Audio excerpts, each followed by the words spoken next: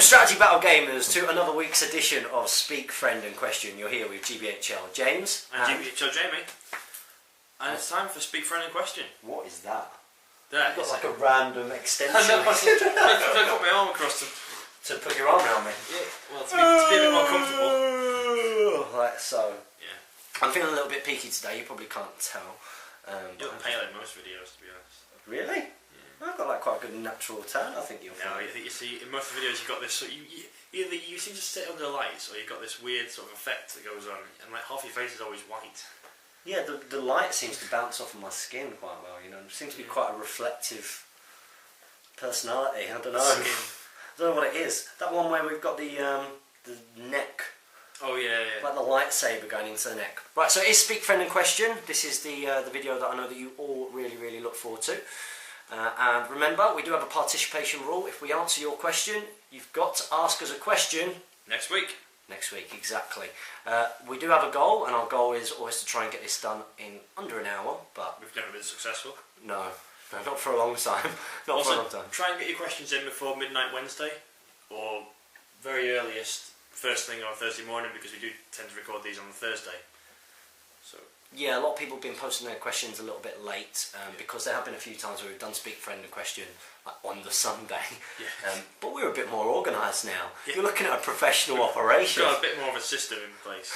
We do, and it's all about Thursday. Except you got a lion this morning. I didn't have to come and pick you up. Exactly. I was very thankful for it. We're in the comfort of my home rather than the van, which or a bucket of sick in it at the moment. Or the cold dark of the Northwest Gaming Centre. Oh gosh. Early morning. Yes. Okay, so let's have a look and let's see the... We've got quite a few, I think, this week. How many have we got this week? 50? 60? 64? I think we're going to have to end the participation rule. Don't ask us any more questions. Or just ask one question. Yeah, asking one question a week would be very helpful. Although we don't mind. We don't mind really. This is one of my favourite videos. We'll try our best to answer, but I've not got my rules book with us, so I can always go and run and get them. Okay, so we're going to start off with Danny Parker, 1100. If I had a 500-point game, would it be wise to have 24 warriors of Minas Tirith, 12 warriors, 12 archers, 12 rangers of Middle-earth, 3 knights of Dol Amroth, Biff of the dwarf, Ion the dwarf? Oin, I guess. Yeah, it must be Oin. Ion sounds like a cool dwarf. And Isildur. Could you give me another suggestion for a 500-point game? I don't think that list is legal, first of all. No, you seem to have too many archers in your Middle-earth, in your Minas Tirith list. You've got no Minas Tirith heroes. No one leading the Knights of Dol Amroth. Bifur and Oin are fine to be there, and Isildur's fine to be there on his own. But you have no one leading your Minas Tirith contingent. So, does he drop Isildur for sort of 2 captains, or a low-level hero and Faramir or someone? And if you want to take Knights of Dol Amroth, Fall on the Fat's always a good choice. He's sort of a middle-range hero with 3 wounds and strength 5. Now I'm going to ask you a question, Danny Parker. Do you have the Kingdoms of Men sourcebook? If you don't have it, then I recommend you get it because it will help you with your army building. Remember, there's a 1/3 of your army bow limit rule, and at the moment I think over 2/3 of your army bows, or around 2/3 of your army, which isn't legal. And you do need to make sure that each warband of 12 is led by a hero from the appropriate list. Yep. So you need some Gondor heroes in there. Hope that answers your question. Next one from Adam Castile. Thanks as always, guys. Great to have these vids. Non-hobby related questions this week. James, as a fellow fiance, do you get involved with wedding plans, or do you get the hell out of Dodge? No, get the hell out of Dodge. Jane is really in wedding mode. Yeah. Like, you're not friends with Jane on Facebook. No. Like this morning, she was like, "It's exactly 16 months to the day till we get married," and she goes crazy for it. Seriously, she's going crazy. I've been getting messages all this week going, right, I've looked at the invitation, I've looked at the wedding card, what do you think about the price of this? And like, she'll ask my opinion on something. So she was asking me the other day about my opinion. Where you ask the opinion, but your opinion doesn't actually count for shit? West War. Oh, no, well, at least you're editing this. Please edit it out. Don't be lazy. Please. Okay. Please edit it out. Please edit it out. Come on, standards. This is why I win purple dice and you don't. So she asked me my opinion. She said, the wedding card, this is how much it's going to cost, what do you think? I was like, really? Just to go less than 100 yards and then do one? I said, where's it coming from? And it's only coming from like half hour down the road or something. I said, Jane, come on, we got to haggle with that. And next thing I know, she was arguing the case for the higher price. And I was like, I'm not bartering with you, I'm not arguing with you, I'm saying what I will say to them to try and get it cheaper. Anyway, so no, I try and stay out of the wedding plans to a degree, although I've got a good idea about what we want as well. And a hobby-related question, will we see the Dwarves in Lake Town armour released, do you think? The armour they wear as they set off from Lake Town to the mountain could boost for your defence stats, possibly. Keep up the great work, and cannot thank you guys enough. Thank you very much. I don't think we will. I don't think we'll see them in Lake Town armour. I think we might see them fully geared up to the Battle of 5 Armies.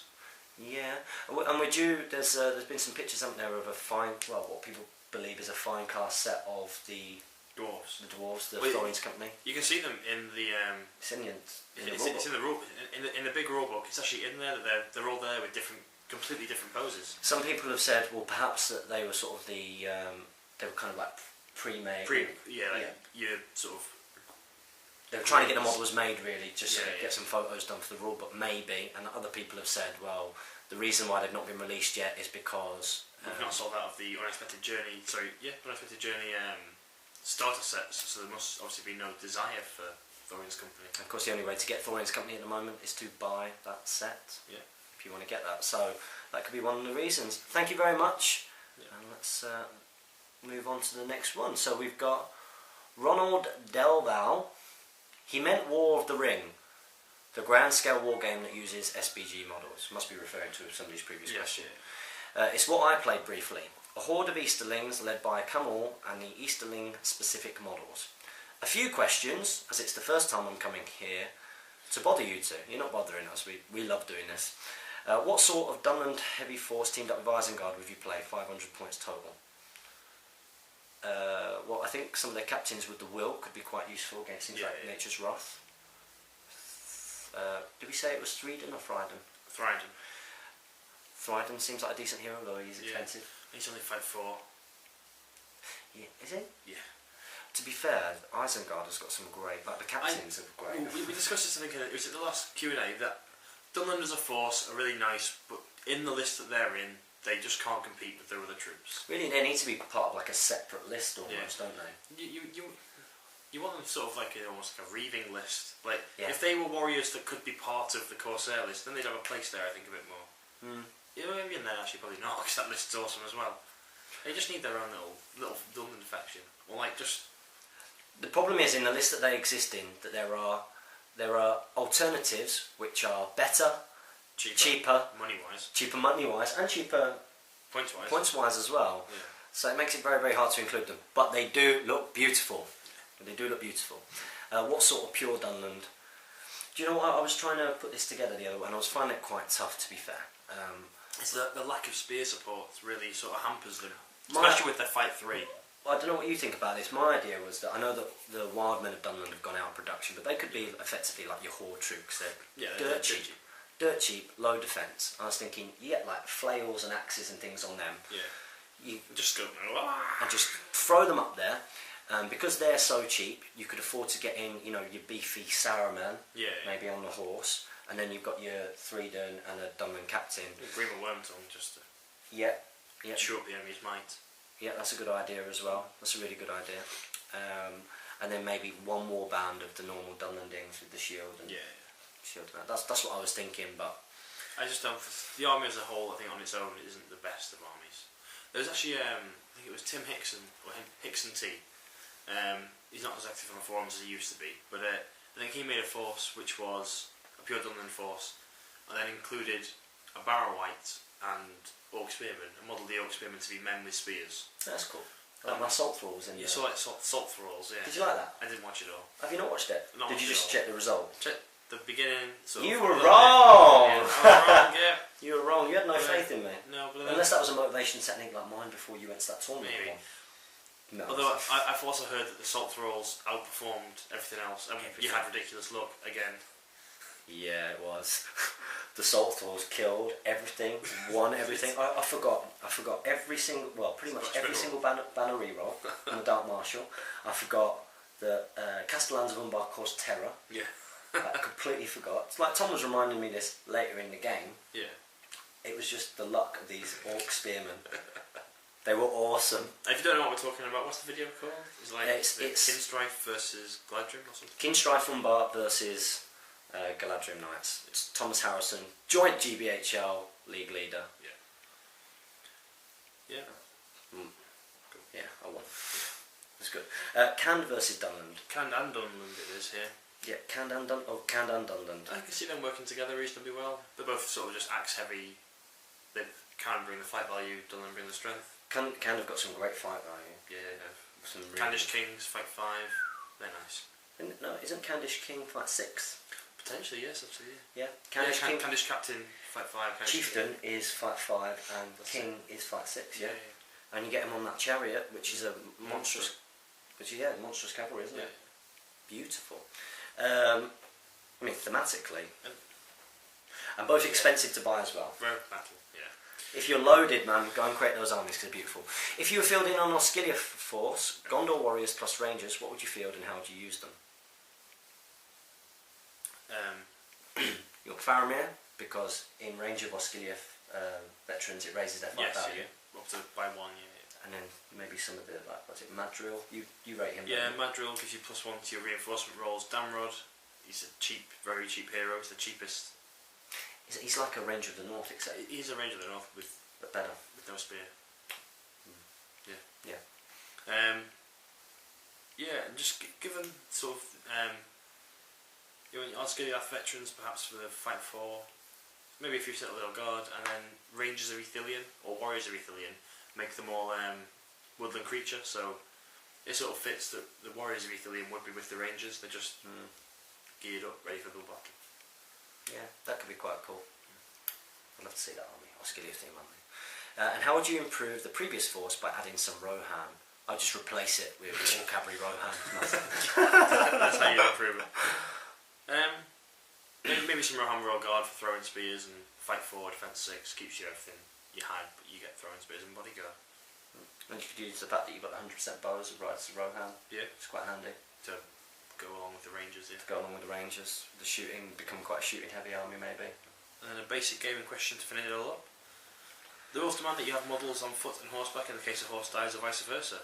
Well, actually, we found out it doesn't say that anymore. That's gone. You can just use a coin, can't you? Well, no, it was you've got to just you can use your mounted model and put a marker on it to show that it's lost its horse.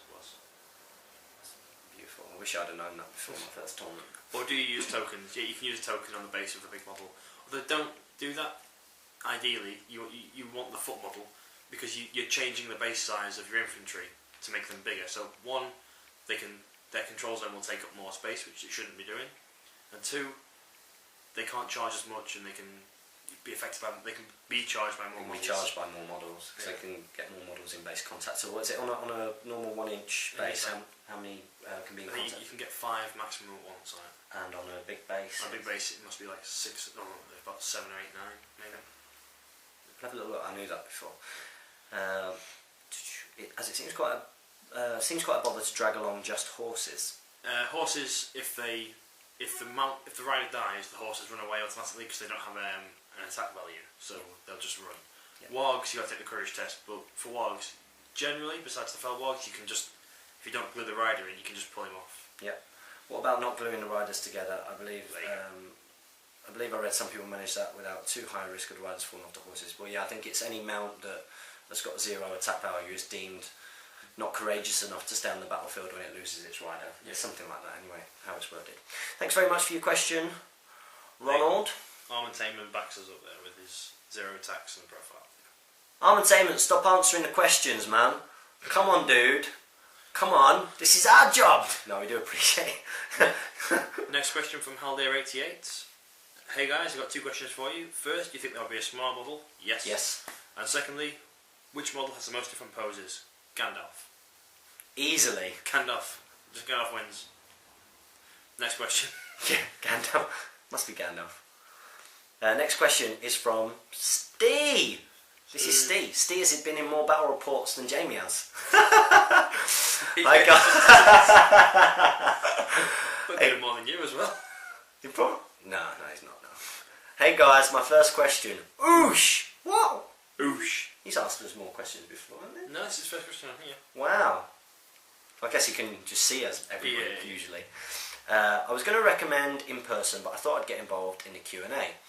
why don't you put a downloadable PDF together for your fans, I use that term loosely, LOL, of tactics with model placement for multiple combats and set up tips, etc. I reckon it would be awesome, lads, and maybe bring those guys out the shadows who watch but don't get too involved. Keep it up, guys.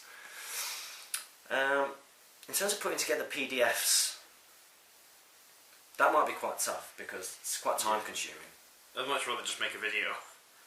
Yeah. Then take some pictures and then make a Word document and convert it to a PDF. Especially because we're a channel, we're not like sort of just a media outlet. Although something that we've discussed previously, and it might be something that we do in the future, but was again sort of thinking of a way of making sort of a newsletter, wasn't it, almost, or monthly magazine sort of thing.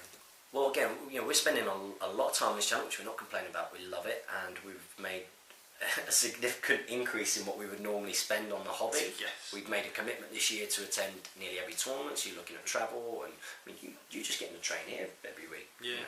It's expensive.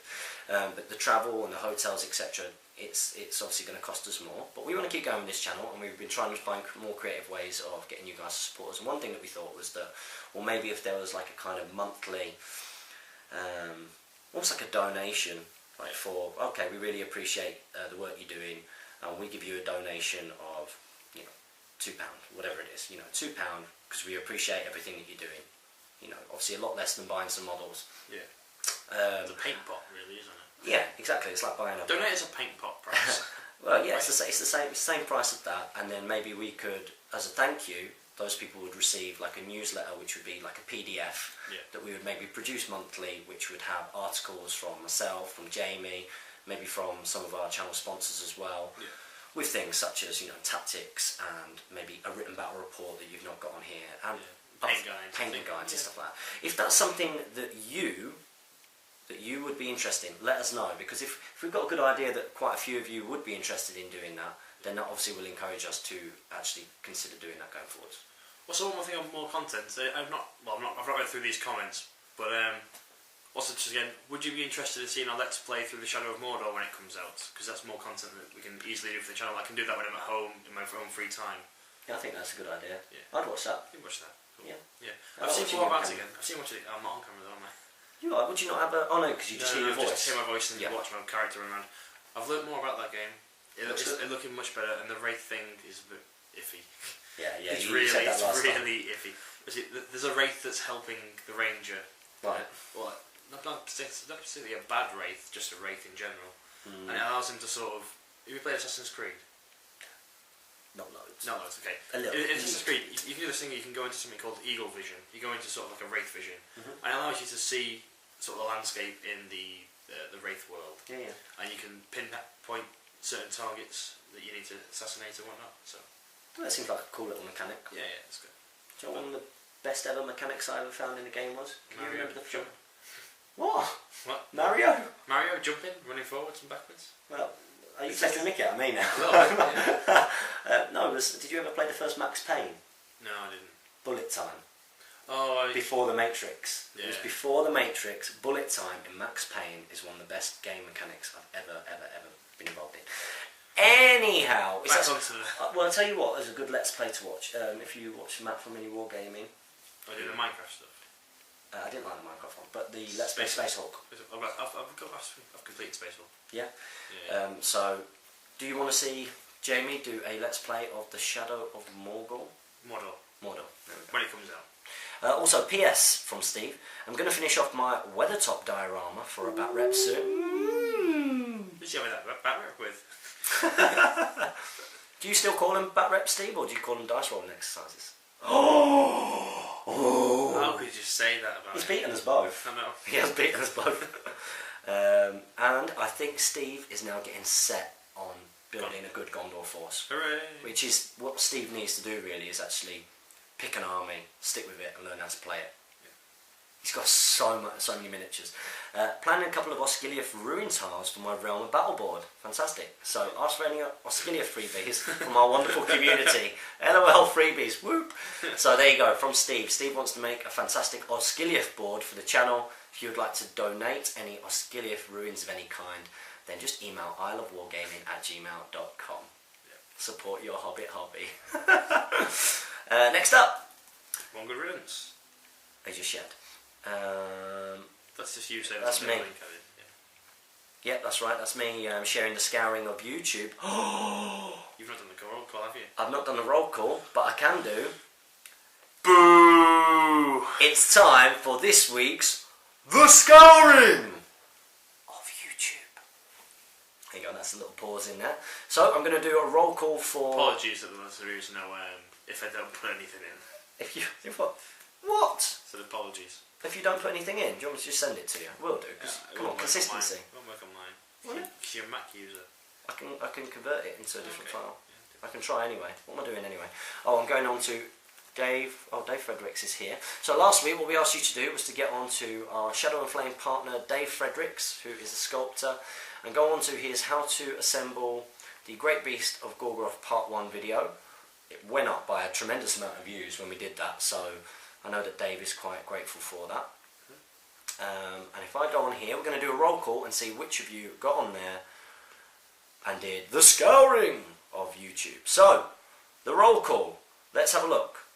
We've got... Starts it. Yep. 3 days ago. WK Valada, Werner's Miniatures, Kurt Leach, Lucas Gervin, Deathclip, Mason O'Neill, Jonathan Punchin, Origami Chicken, Mavs Fanatic. So well done you guys. You made it onto the roll call for this week's Scouring of YouTube. Less people this week. That's 77 this week. Guys, what's going on? Puff on. Support your Hobbit hobby. Come on, come on. Now, Dave Fredericks actually wants us to let you guys know that he's nearly sold out of all of his Tree Giant and Bear Sculpts. Yeah, he just got them back in stock as well, didn't he? Just got them back in stock. They've obviously been really, really popular. Guys, if you would like a UK Freddy Bear, the bear miniature. I think he said he's got 7 of the bears, 4 of each type of tree. That's it, yeah. That's it, wasn't it? That's it. So there's only 7 bears left, and 4 birch tree giants and 4 willow birch giants. So if you want those, and they're going to be appearing in a battle report soon. Yep. In fact, the first scenario. Journey book scenario. Yeah, journey book scenario that we did the last March of the Ents. If you would like to get on that, guys, make sure that you contact him now. We'll put a link. Jamie is editing this video. Jamie will put a link in the description. In the description. Because we can't link to other sites from the annotations. It doesn't work. Can't you? No. That's interesting. Yeah. That's interesting. So Jamie's going to put a link on.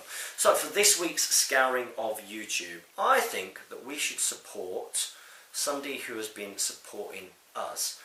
So, Werner's Miniatures, from the start, yep, has been sharing all of our stuff. Indeed. Werner's Miniatures.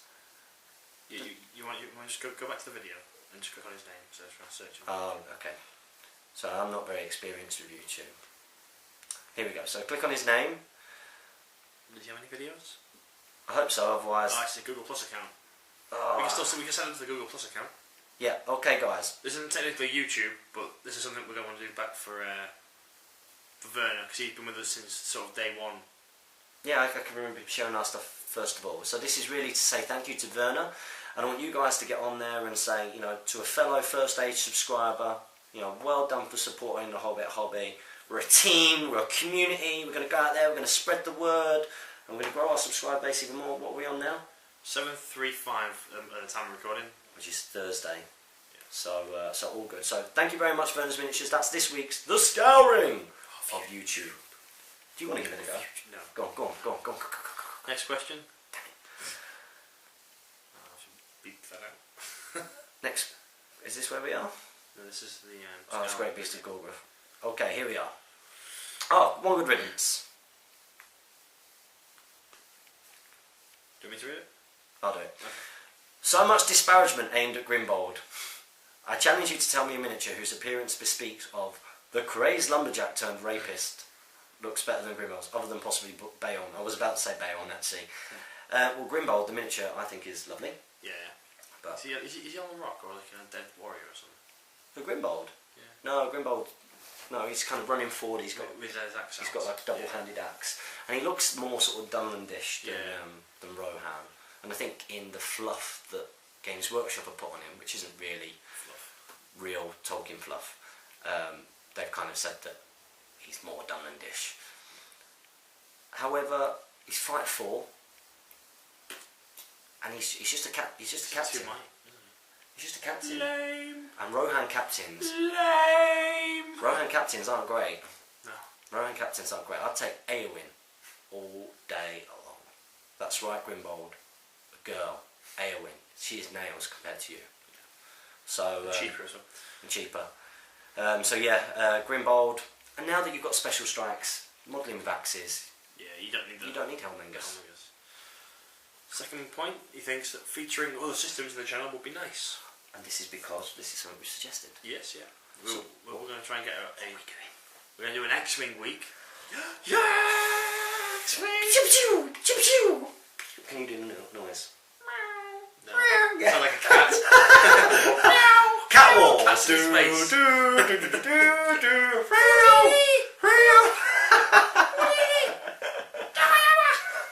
That your Wookiee impression. You do look a little bit like Chewbacca. I wish I could do the throat. I wish I could do the throat. It's awful. It's shocking. I don't think I've ever tried that before. No, I can't do it. Yeah, we're thinking of doing an X-Wing week, because some people have asked for So it. we should start every X-Wing video. That's what we're going to do. Dear. Okay, we're thinking about covering, it's going to be the first other system that we cover, and we're going to do an X-Wing week just to see how well received it is by you guys. And it's probably the first step as well, because there will be some people who just play X-Wing and don't play the Hobbit, and maybe it will attract some of those guys who play X-Wing to come and give the Hobbit hobby a go. Yeah. So we're going to film some of them today. Yeah, hopefully. I've got some of the stuff. So far? Start set. Yeah, we're good. Is that what you got? Yeah. Cool. I've got nearly everything. Oh, Yeah, but I've played it like twice. Because James all played with me. Okay, next up, James. How come you don't include banners in your army? He must be talking about Rohan. We have a burgeoning Rohan force, and your army has been a guiding... Are you listening to this? And your army has been a guiding light. And yes, we bought some Sons of Ale. These boys are pretty popular. They are now. I imagine GW stock is dwindling fast. Okay, so why don't I include banner bearers? Well, I don't know what you think about this. When I was experimenting with... Who is this? Do they not know that we're filming a Q&A? Unknown? Oh. Bit of police. I think because the Guinness door got stopped. Oh, yeah. The reason... when I was playtesting with Charles before Preston, I thought, right, well, actually, with such a small army which relies on winning its fights, so that it can kill again, the banner bearers would be useful. And when I tried this against Charles, I failed miserably. And I found it really... Because it's a 3-inch range. How many cavalry are you really going to affect? Cavalry really struggle to get the best use out of a banner. I found it really tough. So I ditched it and was like, no, I'd rather take, instead of a banner and Marshal of the Riddermark... I was going to say, for 25 points, you can get another Son of Ale. And what would you rather have? Another Son of Ale. Exactly. And then the points you've saved from someone else to maybe be something else. I think what I had to do was, to get the banner in... What did I do? To get the banner in there, I had to go down to being Marshal of the Riddermark instead of Knight of the Pelennor. And Knight of the Pelennor is... He's just so much better. He's so much better. He's got all the trees in the right places. So that's why I'm glad that... I get lots of messages about the Rohan list. Yeah. It's good. And then another one, Salt Thralls. And we should create profiles for Salt Thralls. We don't need to. They've got a profile. It's called Orc Warrior with Spear. But I might paint some bad boys and make them look a little bit humanish. Yeah. Did you say that someone did that? Who did it with Orc Spear? You mentioned before. Oh, video. Hexen T. Just used for Dunland. For Dunland, yeah. Yeah. Used all Warriors for Spears led by a Barrow-Wight. Barrow-Wight was like some sort of shaman style person, or herald of the gods or something. Yeah. That's quite cool. So thank you very much. One good riddance. Next up, Deathclip, John. Well done. This was ingrained in my head now. My question for this week is: can you create a custom model of a miniature that is no longer produced by Games Workshop, i.e., a shade? Well, yes, you can, but chances are, I don't know. Actually, you should be able to use it at Games Workshop now since they no longer produce it or sell it. So yeah, if they've made a profile and they aren't selling it, I think you're within your own rights to make up a model that looks the part, as long as it's not, just like blue tack. Which is kind of what it kind of looks like. shape looks like, yeah. As long as you can sort of justifiably say, well, I've put effort into it here. You know, I've not just stuck blue tack to a base and stuck a model in it. I seen one on eBay and I put it onto the. I saw the vampire counselling. We should start searching for them more often. Yeah. The spirit host. Yeah, and it was buy it now for a tenner, which, considering it's now out of production, is pretty good because it's a unit that people will want and will be gutted if they haven't got it now that it's out of production because it's useful in the game. So yeah, I think you can. It's just as long as you're not making them and then selling them on. You can't do that. Next up we've got Zach Elkins. Have you or Jamie ever played War of the Ring? Instead of Warbound you would use those movement trays and move units in small companies. If so, what's your opinion on it? I've never played it, but Jamie has. I'm not a huge fan of it. I'm still not. It's why? Because you like Warhammer, or you liked Warhammer. I like Warhammer. It doesn't seem Tolkien to me.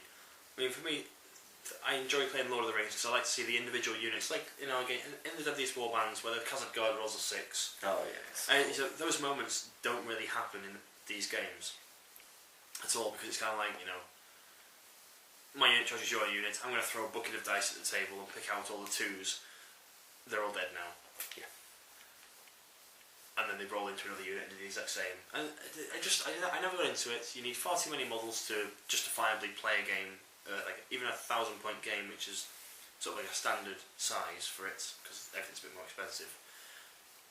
It just doesn't. Do you think they'll update the rules when the Battle of Five Armies comes out, so that there'll be a War of the Ring and a Hobbit? I don't think there will be. I think War of the Ring was such a calamity for them, and such a fail, basically, that they won't touch it again. How can it be a fail when it encourages people to buy more models? What do they lose out on it? People, well, the thing is, people bought the models for a strategy battle game, and then when they saw this War of the Ring, thought, okay, well, let's buy into it.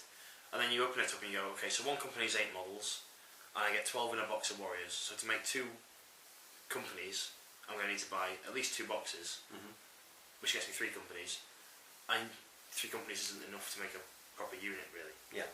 Like, you end up with lots of very small units. But surely from a sales point of view, yes, but then people have got the models and can play a game with 12 warriors. Yeah. So why bother spending sort of, well, I need 3 boxes to make this company when I can go, I'll buy 1 box and that's a game in a box. My point is, what do Games Workshop lose unless they'll see them overmade too many War of the Ring rule books? Yeah, they sold them all. They're still there in shops. Yeah, possibly. I mean, I was just trying to think from a financial point of view. I'm sure they've probably made the money back on it, but I don't think it was successful enough to release it as an updated game. And there's been no support for it since. I'm glad I played strategy battle game because when I first came onto the One Ring, and I saw there was War of the Ring and then there was strategy battle game, I really wasn't sure which one I'll go for. Like, I had no idea. I mean, you chose the better system. I think so. Because like you say, it lends itself to those moments of individual heroism, like Salt Thralls defeating elves. Yeah, you wouldn't see that. No, just unbelievable. Next up, we've got WK Valada. Yep. I have a small force of Candish mercenaries, a king on chariot, foot and mount, 5 horsemen, bow and axes, 3 bowmen, 6 warriors and 1 chieftain. Have you ever faced these guys before, and what are your thoughts about the chariot charge? I also thought about deploying them alongside Easterlings for theme and for a strong shield line. What hero is a good choice for rounding out the army? Well, I have played against Candish, not mercenaries, because there are no more mercenaries. That was an old Legions of Middle-earth profile. But the Candish king, I played against him on chariot, and he would cause me a lot of issues. I had to. We mentioned him before, didn't we? Fight 6. Yeah. Monstrous cavalry. He was on a chariot, and he charged my Wood Elf line on the very end. I was like, I have to get something in to stop him, you know. Galadriel was casting magic at him, and Legolas was getting in there to heroic strike to try and beat him because I couldn't afford him continually throwing things down my line. And I managed to get rid of him in a few turns. But it was a pain. Yeah, he was a big chunk of my army sent to deal with him. The warriors weren't too much of a worry for me though, because they're defense 4 and fight 4, so for elves it wasn't too bad. Yeah, for elves it's not too much of a problem, is it? I thought about deploying them alongside Easterlings for theme and for a strong shield line. Do they have shield? I thought you just said they're low defence. Are they quite low defence? The Candish are, yeah. Yeah. So would you? Do they have? They can't have space. They couldn't go as supports, which is the only issue I can see it being there. But I suppose if you had the Easterlings as sort of like your anvil Yeah. And you have them as your hammer. Yeah. The Candish horsemen and chariots. Yeah. You can see that working a bit better. Yeah, I can see how you could make quite a good anti my Rohan force with the chariots. The chariots, yeah. And there seems to be very good anti-cavalry. So next question, we've got Devlin Mud Marine.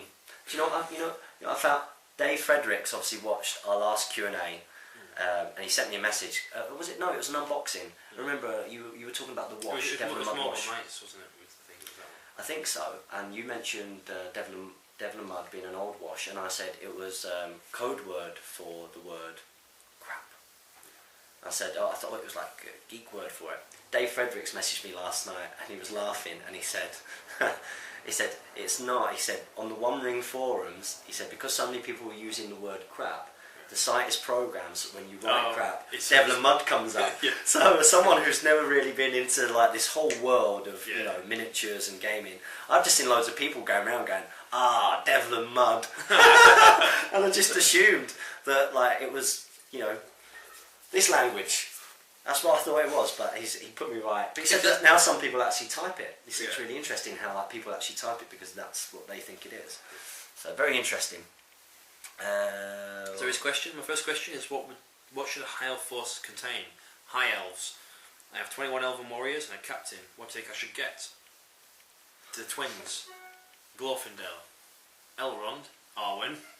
Yodor. Eristor. Gildor, if you can Círdan. find him. No, not Círdan. He's crap. He's Devlin Mud. He's Devlin Mud. Well, you think about it. You think about the number of bow armies that are... He's Devlin Mud. He's Number not bow. worth it. Casting Blinding Light. 3 defense 6 guys makes not a great deal of difference. Sorry? Doesn't make a great deal of difference, I don't think. Yeah, but, so let's say you pay your you pay your points to have 2+ shooting. You pay those 90 points for a hero that can't do anything else. True. You Or of Dismay. Like, yeah, I fluffed it in the Eastland battle report, didn't I? You can only. That was the wrong battle report for it. Yeah, it was. But even so, he's got one point a night. 3 will. Is it 3 will or 4 will? 4 will. Same as Gildor, I think. Yeah. So you got 1 point a might. You're gonna roll at least 2 dice to try and cast that channel version. Then you got 2. Have you got transfix or anything? No, it's Aura of Dismay, And Aura of Command. Command's rubbish. Is it Aura of Command? I think so. There is an Aura of Command. Okay, then you got 1 dice to cast Aura of Dismay on a 5+, and he's out of might, out of will, because you don't want him to burn that last point to get rid of it. At 90 points, you'd rather take a combat hero. Yeah, I agree. My high elf list at 500 points, not necessarily good. I've not really played with it, but it's Glorfindel, Armour of Goblin on Asphaleth, leading 8 high elf warriors with spear and shield, 4 with elven bows. And did I have the points left over for some elven blades with them guys? I think I did. For when things get close. Then Gildor. I might replace Gildor. You can read that one. Oh, cheers, mate. I read the last one. Then Gildor, though I've not had much luck with Gildor, to be fair, so I might change that to Eristor or something like that. Yeah. And then, same again, 8 high elves, spear shield, and 4 bows. Yep. Should we move on to the next question? How long is this video so far? Khalid Mubarak. 38 minutes this has been, and we've got through like 4 questions. No, we've not. Khalid Mubarak. Thank you for the constructive criticism on my Rohan list. It's a pleasure. After looking it over, I was closer to 350 than 500. This was the one where we were like, you are not playing 500 points, but yeah. I'm going to drop Grimbold and the Helmingus from my list and replace them with an additional rider force. Cool. I'm going to keep Eowyn and her force in the list, adding a captain with a horse, heavy armour, shield and bow as the force leader, along with 6 riders, 4 Sons of Ale. Force leader? Force leader. 1 wound, 2 fate, no. Fight 4 as well. Fight 5 Eowyn. No, Eowyn's fight 5, but... Yeah. You pause this, I'm going to check that. Train James. James Timmins. Sorry about that, guys. Okay, so yeah, you probably need a bit more of a beefy force leader. Yeah. Even at 500 points, Erkenbrand is a good leader at 500 points. Yeah, defense 7. Apparently he's got 3 attacks. On the charge he has. That might be a little bit of a better option. You're just a little bit fragile on the hero front, but including the Sons of Ale is a really good option. somebody was telling me this week that my Rohan force was filth. And therefore, hearing that, I have achieved my objective from a year ago when everybody said that Rohan, especially cavalry Rohan, can't work. So thank you for that compliment.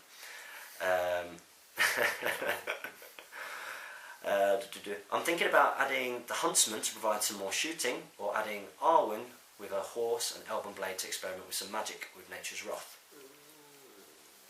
What do you think? Neither of them particularly benefit the force greatly. If you're going for a rider force, if you're winning fights, you're charging, you should be. You're going to be knocking down anyway. And the Huntsman doesn't really benefit you. For one Huntsman on his own, I don't rate them. I get the only a group of Huntsmen, I think, are great. Yeah. But one Huntsman isn't. No, because there's even battles with like Legolas, and who is really good. Best. But he can have games where he's just not even there. Nature's Wrath could help you when you get countercharged. That's what I was thinking. Well, even then, she's 3 will, no way of regaining it, or like a Stormcaller. It's not bad idea. I might try that actually. I might try that, but I might try, because getting countercharged is the main problem with cavalry. Yeah. So if you could then chuck out a Nature's Wrath when you get countercharged, that's not a bad idea. No. I'll be good with Elrond. Yeah. He'd be a better choice, I reckon. He's a beast as well. Just because he's got the 3s in the right place as well. Yes, yeah. He's got the Nature's Wrath. Maybe even a Lindy, just to give him a free will. So it just ends up being a Rivendell Knight force! I think that would be a good force for fun. I really do. I think it would be better than some of the other list. I think, one thing that I was thinking of doing, maybe 1,000 points for fun, would be like, you do your Ale the Young mounted with AoE, I know it's not a thing, but to lead the Sons of Ale. Shield Maiden of Rohan. 400 points effectively with Sons of Ale on those two. Yeah. Then 400 points of your Rivendell Knights and Elrond, and then you got 200 points spare as well. Yeah. Could be good. Gandalf. Yeah, Radagast. Gandalf, 200 points. Yeah, Gandalf the Grey is 180?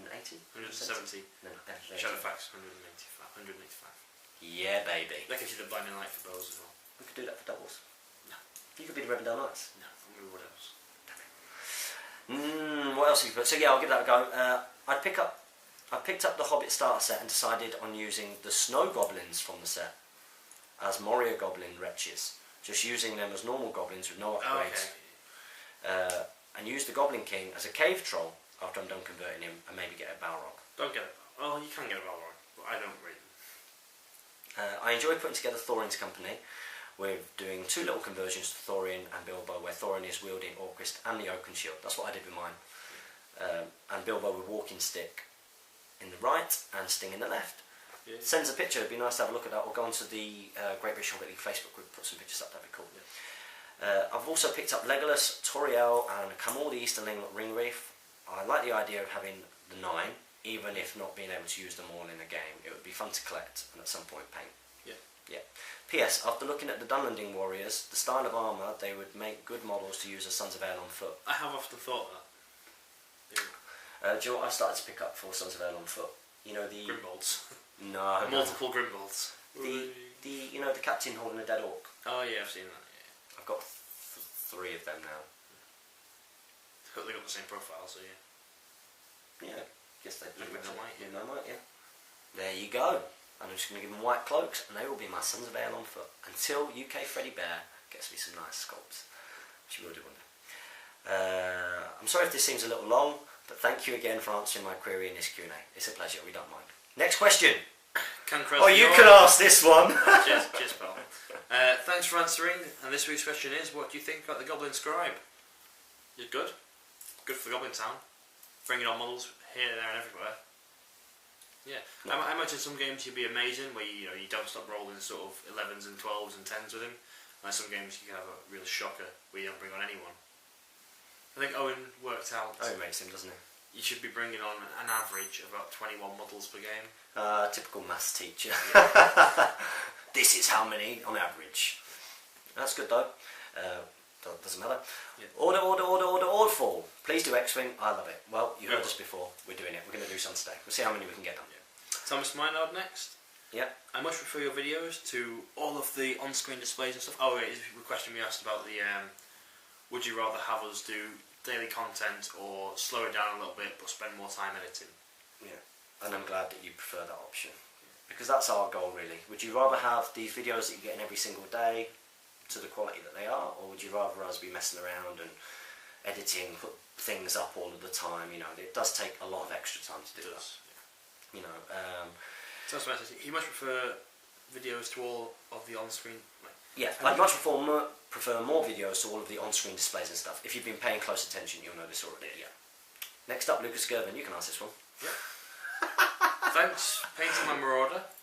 Keep it still. Sorry. Here comes a review about my list in my tournaments. This is the ongoing thing, isn't it? About the list. Should we just review it? Yeah. Undying and Felbeast, 10 Mogul Knights, Dormosh on Horse, 10 Mogul Knights, scenarios in this order, Reconnoiter, Contest, Lords of Battle. Did we not answer this last week? No, what he's doing is he's basically letting us know how he got on. Okay, and it sounds he sounds like he did pretty well in Reconnoiter. You shouldn't do with the force sort of all mounted. Yep. He got a victory. He actually lost in Contest of Champions, which was one that he thought he'd do quite well. What did he lose against? Did it say? Yep, he lost. He fought against a Black Numenorian army on foot with 6 knights. And Dwimmer Lake, by the looks of it as well. The leader was Dark Marshal on horse. Heroes were Captain Dwimmer Lake. Witch King 3 might. Yeah, Dwimmer Lake will be a pain to play against there. Even though he did apparently get quite lucky and resist the sack will that's been channeled. So yeah. So you lost that one. Final scenario, Lords of Battle. Yeah, I expect you to do well on this. Mind you, you full hero fellowship. Oh.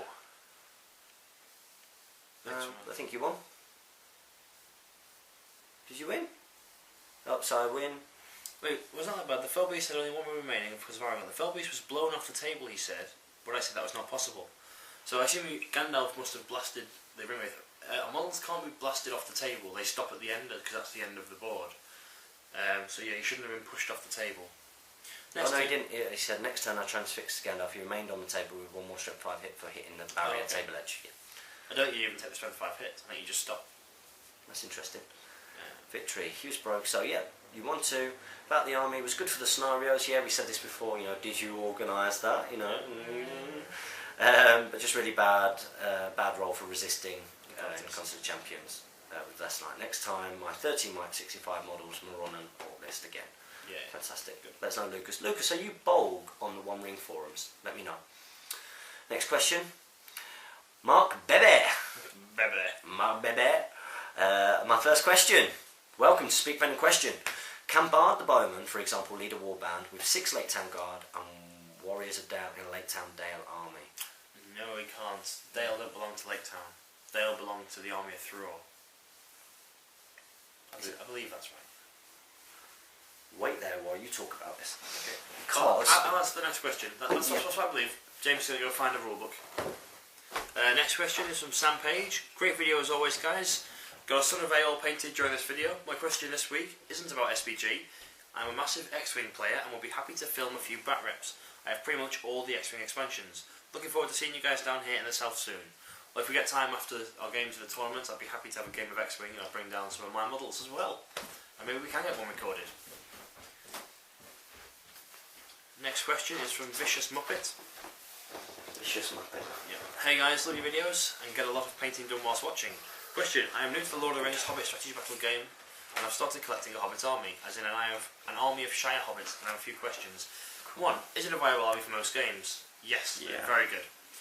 Can a Shire army be led by Gandalf the Grey? He can't lead the troops, but he can be part of the army and he can be your army general. And should I put a group of Dwarves in my army with Hobbits? Maybe led by Balin since he visited Bilbo in the Book of the Hobbit, since that would be accurate to the lore. You got the videos, guys? I don't really think the Shire army needs. I mean, if you're running out of points, then potentially, but I don't think the Dwarves bring much more to the Shire army besides high defence. You could do an egg and bring Malbeth because it's a horde force. Yeah, you could do that. You could do that, and he's the same number of points as Balin. Balin, yeah. 80 points. 75. Is he 75? Yeah. Malbeth's 80. Okay. But he's 5 points. 8 points with. Oh, 85. 85 with the during attacks. Yeah, which you'd take. Which of course you would take. Okay, you're absolutely right. So the garrison. Knew it.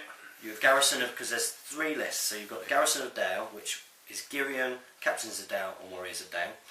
Army of Lake Town, which is Bard, Alfred, Master, Lake Town Guard Captains, Lake Town Guard, but no Warriors of Dale in that. And then Army of Thor is where you'll find some Warriors of Dale, but no Girion. Yeah, no Bard, no Girion. Yeah. So Jamie is right. You can't mix the two together. Yeah. Well, they can't be led by Bard anyway. Next question is from Dave Fredericks. Of Shadow and Flame. Haha! I thought my YouTube video had more hits lately. Yes, it did. And it's because I've been scoured. Yes, you were. Thanks to everyone who checked out the link, and hope some found it useful. I found it really interesting to hear Dave speak for the first time, because you just never can tell. It's weird when you hear people speak, you've only met them on the forums, because you gain sort of in your head a voice that they use. Of course you do. It's weird, isn't it? It's a weird phenomenon. You just allocate someone a voice that you've never heard before, and that's how they speak. Yeah, lots of people said that when they started doing the videos and everything. Yeah. You know, what? Didn't expect you to be like that.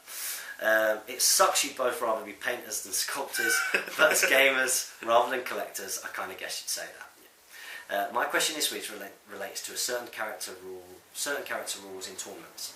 Having never been to one, but you are coming to ours in April. Woohoo! I'm curious to know how you determine who is good and who is evil, as theoretically you could have evil versus evil, good versus good, etc.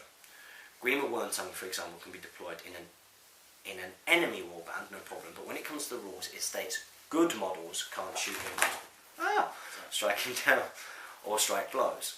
So if an Isengard army with Grima is playing Mordor, for example, can the Mordor side shoot or strike him, as technically they are also evil models? Or are they, for the sake of the ruling, assumed to be the good side in this instance, as Grima is always moved during the evil player's movement phase? Okay, good versus good and evil versus evil. Can a good army fight another good army, or an evil army fight an evil army? Absolutely. So the way you work it out is that if you treat sort of good and evil as opposing force or enemy force, then that's how you get around sort of that issue, basically. There are some times when there's a rule that says it will affect all models around them. So that's things like the Tainted, and I believe it's the Betrayer says all models with poison within 6 inches regain the roll. So that both forces, so 2 hard armies will both gain the rerolls from that. Then there are certain ones where it says all evil models within 6 inches. You read that as being, if you were evil, all friendly models. So in this example with Grima Wormtongue, when it comes to the rules, it states good models can't shoot him or strike blows. Does that change to being enemy models? You'd be enemy models. Enemy models, yeah. Normally, if you had Grima, you'd be the evil player. And so yeah. Okay, so there you go. Hope Jamie answers your question, because I have no idea. Nathan Rishton. Good video, guys. Really liked it when Jamie said Rohan. So my question is, please will you do a battle report with 1,000-point army? Have we? I think I've done one that was very old one. No, I didn't. I did with Charles. Oh, you. No, I recorded one with Charles that was 1,000 points. It didn't really work out that well. You were experimenting with doing the because lots of people were asking them at that time to have the camera on a tripod and just fixated on the battle and just see us moving. You lose a lot of the sort of excitement of the battle because 1, the audio wasn't that great, and 2, you don't really see exactly what's going on. You just get this sort of top-down overview of things moving. Yeah, it's not as interesting to watch. It's not as good. I think we've got a good start. There's a lot of downtime, and you don't get the banter where you flick up to someone's face and see him go. Yeah. What? I mean, look at that Tom. Look at the Tom Harrison Barrett. You'd lose all. Oh, you've not watched it. You'd lose all of that. Yeah. You would. I know. I'm agreeing with you. I just have no idea what happened. You've got to watch it. It was really good fun. We had a great day. What a legend. But I think something that we've agreed that we might do in future is to do 1,000 points, but we have like a rule like all heroes must be over 120 points. Yeah, it's stupid. So it keeps the troop numbers small, but the heroes grand. Otherwise it takes forever. For you. Yeah, and time limit on the game and stuff like that is a good idea. I'm sticking to it. Frank Farmer, hi guys, I like the idea of the Let's Play. Just I do too actually. And I see that my question was a pain in the ass. At least we can agree J.R.R. Tolkien was a genius. Yes, he was. He was the guy who asked the question about your favourite battles. And I did promise to look it up for this battle report. And this is a battle report, apparently? That's not battle report. This Speak Friend in question, and I haven't. I'm really sorry. I haven't. Oh, boo. I'm really sorry. I'm really sorry. Email I Love Wargaming on Thursday morning. This coming Thursday morning, and I'll look it up and I'll answer it this next week. Make sure you remind me though. My question for this week is, what are the essentials for gaming except for the rulebooks and building the models? Dice, tape measure, drinks. Lots of water. We've got any water down. You've got Vimto, haven't you? Yeah, I found it. Vimto. Have you know that Vimto reminds me of the colour of my new name on the One Ring after winning the award for Best Battle Reporter. Thank you so much. It wasn't a competition between us two. Thank you very much. And thank you to you guys who voted for me. For everybody who didn't, what were you doing? So you dice, tape measure, maybe some sort of markers or pen and paper is always a good one to have, and an opponent to play with. Yeah. And maybe a bit of terrain. Board. A board. You just stack some books and stuff and some candles and things and pretend that they're terrain. Yeah. You get started. I've done that plenty of times. Back when I was younger. Choo-choo master! Building the models. Glue. File, knife. I don't think the files. It depends how detailed you want to go with your models. Clippers are your number one thing. Clippers you can get away with just clipping and plastic glue, or even clippers and super glue. Will sort all your models out for just building them and not going over the top with them. You can get like a nail file or model file to take away mould lines, or. Do you get your nail file out of the same drawer that you get your straighteners from? If you are not on the Great British Hobbit League Facebook group, then you don't understand what we're talking about, and you missed out on the. It was awesome, wasn't it? It was really. I was walking home from work, it's like. I was absolutely. I'm not going to swear because you read it in this video, but I was absolutely like. I really was. It was so funny. It was brilliant. I loved it. Okay, so next up, this is a feature in itself. Cha-cha master! Cha-cha-cha-cha! Hello guys, thanks for answering the question. I have another one. Would you guys make some painting tutorials, maybe how to convert some units, like elves from the Last Alliance or Mordor orcs? As always, cheers from Poland. Lots of people have been asking for it. Just not good. I guess I could give it a go. You give it a go. I can give it a go. It's quite a tough thing to do. A very tough thing to do. I attempted to do a painting tutorial for Tariel, or even just, sort of a sped up version of watching me paint tutorial. And the way you have to angle your camera or adjust it to make it so, if you imagine your camera has to be sort of positioned here, and you have to paint in a really unnatural position, and you can't. It's not until you start recording yourself painting you don't realise how much you sort of move around with your model and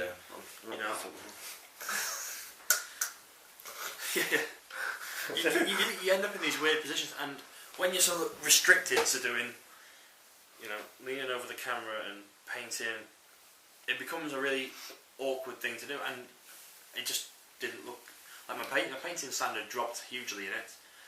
I wasn't enjoying painting the model, and the video didn't turn out that great either. So. Do you know what I think that I can do in the future, or we can do in the future?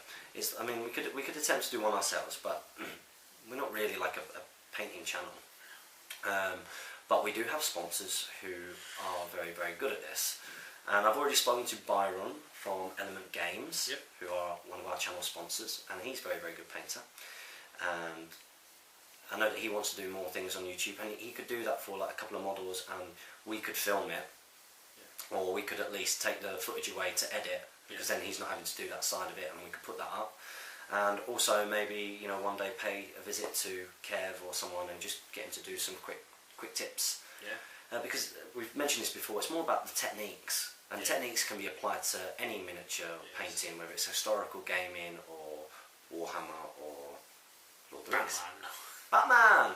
We're thinking of giving that a go at some point when we get our head around the rules. Have you seen they've released Marvel? No. They've released Marvel, because Night Models, who make the Batman miniatures, are also doing another range for Marvel. Oh, that's cool. And everything they've released, it was Iron Man and Wolverine. Yeah, baby.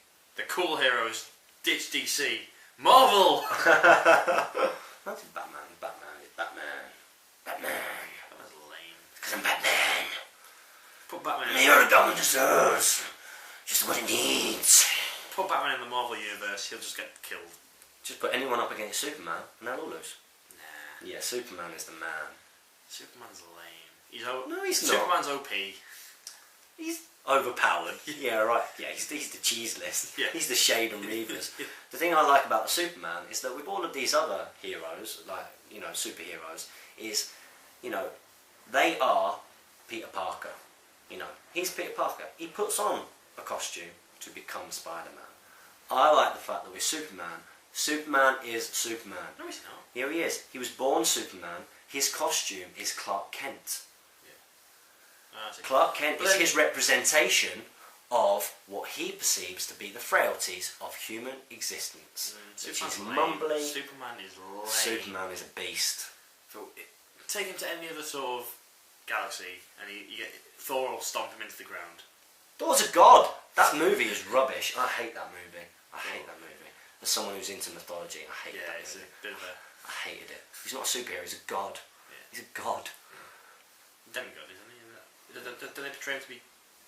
Yeah, they make him... he becomes de-godded. Yeah, he's not a god, he's an Asgardian who has superpowers on Earth. A superhuman. Anyway, next. Chucho Master, you've well derailed us. As always, Chucho Master!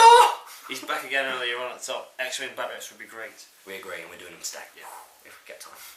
We've got some Lord of the Rings stuff to do first. Yeah, because we are a Lord of the Rings channel. Alex M, sorry for not asking questions these past few weeks. It's no problem. It is a huge problem. This is a bit of a strange question, but what other fantasy worlds do you think would integrate well with Lord of the Rings SBG rules set? Westeros.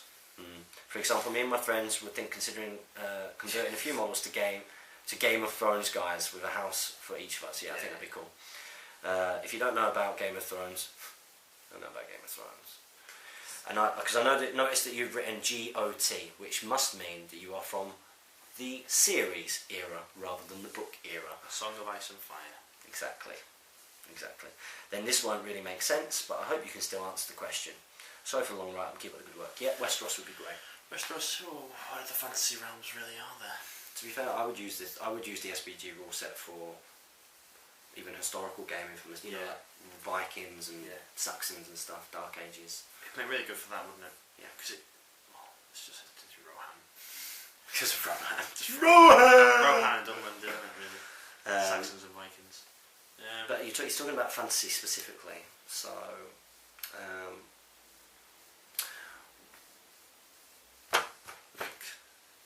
Well, because you've got the Warlord Chronicles. Warlord Chronicles are historical novels, isn't it? Yeah. They're not fantasy novels. That's the book by Bernard Cornwell, where you follow Uther de Berenberg through his... legend. He's amazing. He's a beast. He's like me. I honestly think that the strategy about game rule set is such a good rule set that it can be modified for anything. I mean, I often thought when I was doing my history degree and reading a lot about the Peninsular War, that you could very easily... Is that what you studied? Yeah. You lucky boy. Very easily sort of modify the bow rule for muskets and for rifles and... Easier. You know, your charges in can easily be... And because it's all individual, you can work your units into it. Because they just... get the 95th rifles, doing a little skirmish. Yeah. Sharp. Sharp as Boromir. With 6 might and a musket. That's a well good idea. I think... Yeah.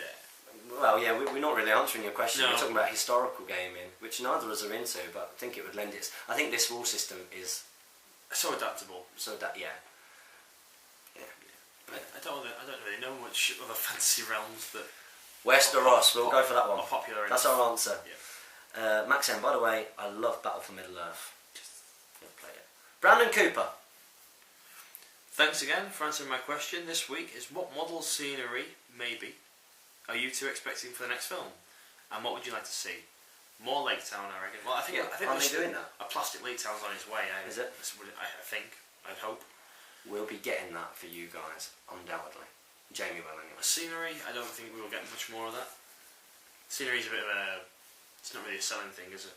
We've got Goblin Town and probably Lake Town. They're going to be the two things we get. Models, Smaug, Dwarves from the Iron Hills. We'll get some of them. Maybe another Lake Town unit, perhaps, if we're lucky. Next up, we got Maciek Mac. Hi, thanks for answering my question. Like Chucho Master, I'm Polish and living in London. Good stuff. It is funny to hear you pronounce my first name Maciek.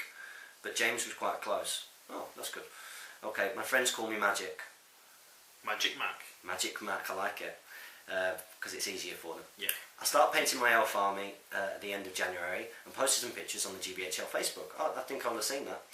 This week's question, I've not seen in the battle reports a banner for the High Elves.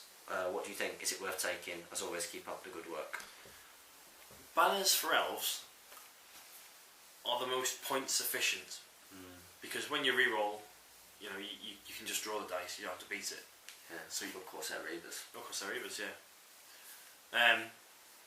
On the whole, they are good because. But should we have used a banner in the list as well, man? I don't think we had any points left, did we? Once we were all played up. I'm not too sure, to be honest. The forces that are left to come in Deadliest Warband, quite a lot of them now have banners in them because their armies that they're in, quite a lot of them are evil, so have lower points cost troops, and so you bump it up by putting a banner in there. Yeah. But we probably didn't have any points left for. It's not for High Elves, not when you've got a fully kitted out captain. Why not? But yeah. I wonder if having a banner in that Rohan one might have been better.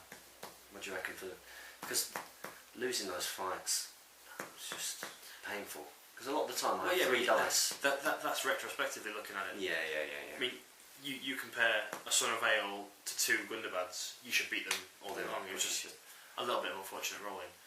How's my battery that low already? Did you just admit that? A very little bit. It was fun though, wasn't it? I had some shocking rolling. Is that 1 dice? Yeah. Do you know what? Both 12 dice, 6 ones, and the rest are 2s. Both of them. Well, if that's up now, so if you watch that, both of us had shocking dice rolling. Yeah, I'm just a better player, so won out in the end. I think it was the 3 priorities in a row at the right time. Better player. Yeah. With the if you want a middle left of this woman, yeah. I'll play it, men's points costs. 1,000 points? No, 500. Damien challenged me to say, I don't know if you saw that. He was like, come on, well, let's make it 750 points, make it interesting. I know why he did that, because he wants to include Saruman. Yeah. Do you know what I mean? Yeah. That's why he wants to, isn't it? And I was thinking, no, I don't want to come up against him again. Got schooled last time. Yeah. So I've never played greater than 500 points. Gentlemen! This is Gentlefolk from Edward Bull. Various musings this week, if I may. Jamie. James. James. Oh, yeah. It's me. James comes first. Alphabetically. You want models? Wait until Valentine's weekend. I have something for you. Yeah, baby. Yeah, baby. Mr. Goblin. Psych. What does that mean? You don't know what psych is? No. Psych's like joke. What is it? Like, just kidding. Psych. I've never heard of that you before. Never heard it? Mr. Goblin. Psych. Have you ever heard, like, was it Anton Deck's song, Let's Get Ready to Rumble? Oh! We just wrecked the mic, we just wrecked the mic, we just wrecked the mic. Psych! I can't believe that we do this on public. This has been an awesome Speak Friend in Question. It's going to go on forever, but it's been great. Yeah, I know what you mean now. I've not used it since about 4 though, to be fair. Since that song was released. Since I lived in Lewisham in London, you know what I mean? As formally noted that we must draw swords. UV Ed. Holy Devlin mud. You're thus challenged. The blood is drained from my face. I think that's the workout early, to be fair. I intend to be around on the Friday, Monday, either side of Stockport. I'm sure we'll find the time. Nah, man. I'll be recording on my cameras. Oh, no. I'll have to add you to the list because we've got a massive growing list of people who've been emailing to do battle reports with us on the Friday, Monday. But yeah, I'd love to play Ed. I really would. What are you bringing? Can you not guess? Yeah, I can guess. 3 ring waves. 1 unnamed. 500 points, isn't it? Yeah. Night of Umbar. Night of Umbar, Kamul, maybe the Witch King / unnamed. It'll be unnamed, yeah. For you, Jamie. Any thoughts on your 1,275 White Council list yet? Yes. But I'll send you the list in Facebook messages because I can't remember off the top of my head right now. Also, for leveling purposes, would you be game for switching it around afterwards? See whether that would alter the result? Yes, of course. That's a good idea. Yeah. Further, Ray Weathertop. I was fortunate enough to acquire one of these, of the last few, a couple of years ago. Never walk into Game Special HQ and say, sell me something to the store manager. But due to gross ineptitude at working with resin, I've done very little with it, since, sacrilegious I know, it will probably just just about fit on a 2x2 board when all told, and definitely isn't in 2 bits. Because I thought it was in 2 pieces that you just stick together. It's one large base and various other add-ons and eaves, etc. that build it up properly. Finally, any thoughts you'd care to share on your forces for Dreamlake's tournament in under a week by the time you get this uploaded? Hang on a minute, have you just told us all about this leather top, but you've not added at the end, I'm happy to give this to you both? No. Hang on a minute, look, wait until Valentine's weekend, I have something for you. Maybe. I doubt that you'll do that, because it's worth a fortune. That's a fortune, yeah. It's a fortune, don't do that, Ed. You're not going to find out my list, Ed. Sorry. Or mine. No one's going to find out my list. Everyone knows what I'm bringing. Rohan! Am I? Yeah. That's what you got painted. Shade, Reavers. I don't care about you guys anymore. No, I'm going to bring Rohan. Go on, you got PS. Oh, PS, James, the scouring of YouTube. By any chance, did you borrow the intention from ITV's The Cube? No. What is it called? The scouring of the cube? Oh. But I think it's the way you say it. The Of YouTube. I think that's what they do. Is it? Essentially. I don't know, I don't watch The Cube. No, I only watched it when the legend that is Mo Farah smashed the cube. What beast. Next up. Who else but Haldir? It's you cheeky monkey. Not Haldir 88. No. Hey guys, I'm back again. Haha! Aha! Ha! Anyway, my question this week is follow-up to my question last week about Rohan Infantry and Helmlingas. Which Rohan hero do you think is best to lead Rohan Infantry? Unfortunately, by the time I saw this video, I already ordered Grimbold, so he'll be leading my Rohan contingent until I find someone else. Grimbold's the best Rohan leader to lead Rohan Infantry. Try to make him feel good. I think someone like Eowyn, who's cheap enough to just sit with the soldiers. Yeah, if you can take Rohan Infantry at all. Yeah. Not amazing. But yeah, something cheap that can go with them. Good call. But then Mark Johnson. Hi guys, thanks for answering my questions each week. It's a pleasure. When I use my Mirkwood Rangers, they get wounded really easily in fights. How can I take less wounds? You need to really pick your fights. See, the same issue happens with Wood Elves. That when they get broken up, they will just die really easily. You need to be seen that a couple of times. Yeah. It happens. It just they drop quickly. If you're losing the fight, if you lose a fight, you're going to lose a Wood Elf. That's how I play the game. Well, think of it like this way: you always pick up your Wood Elf before I roll the dice. Well, especially if you're not down. Yeah, 2 dice against them. So a guy in a spear support, they work out having a 75% chance of hitting a 4 or more to kill it. So more often than not, you're going to be taking your models off. So with Mirkwood Rangers with no spear support, you're going to really need to pick your fights. And it's really nasty, but you don't want to be using the special rule too much. You want to be ganging up on models, not throwing them into 2. I mean, at times you might need to do that just to tie up models, and then at least you've got the bonus to try and stay alive a bit more. But really, you want to be ganging up, trapping, and winning fights. Let's say you don't take wounds. Who do you play against? Like what armies is it in your local meta? Because that'd be really interesting. And then we can sort of develop and give you a little bit more advice. Lucas Gervin, I've seen your name before. You answered the question before. One more question. Am I right that the Army of the Dead is really weakened because of Piercing Strike? Because you get D3 strength and no losses because your opponent hits courage? Yeah, that's true. What does it mean your opponent hits courage? Well, the Army of the Dead strike your courage value. Yeah, that's right. Yeah. So if you're piercing striking and you drop your defence, and if you lose, they're going to hit your courage anyway, so there's no negative to it. Yeah, that's cool, isn't it? Yeah, that's good. Did that happen in the battle? I don't think. I know he did won the fight, to be honest. It was a bit of a slamming, that was. It was a slamming. You're enjoying Deadliest Warbands. I am. This was actually because we both obviously contribute a great deal to the channel. We do, and we've both got ideas. And Middle-earth's Deadliest Warbands was definitely Jamie's idea. So I hope you're enjoying that series. Yeah. And I hope you're really enjoying the Bedtime Battle Reports, which is my series, which has been one.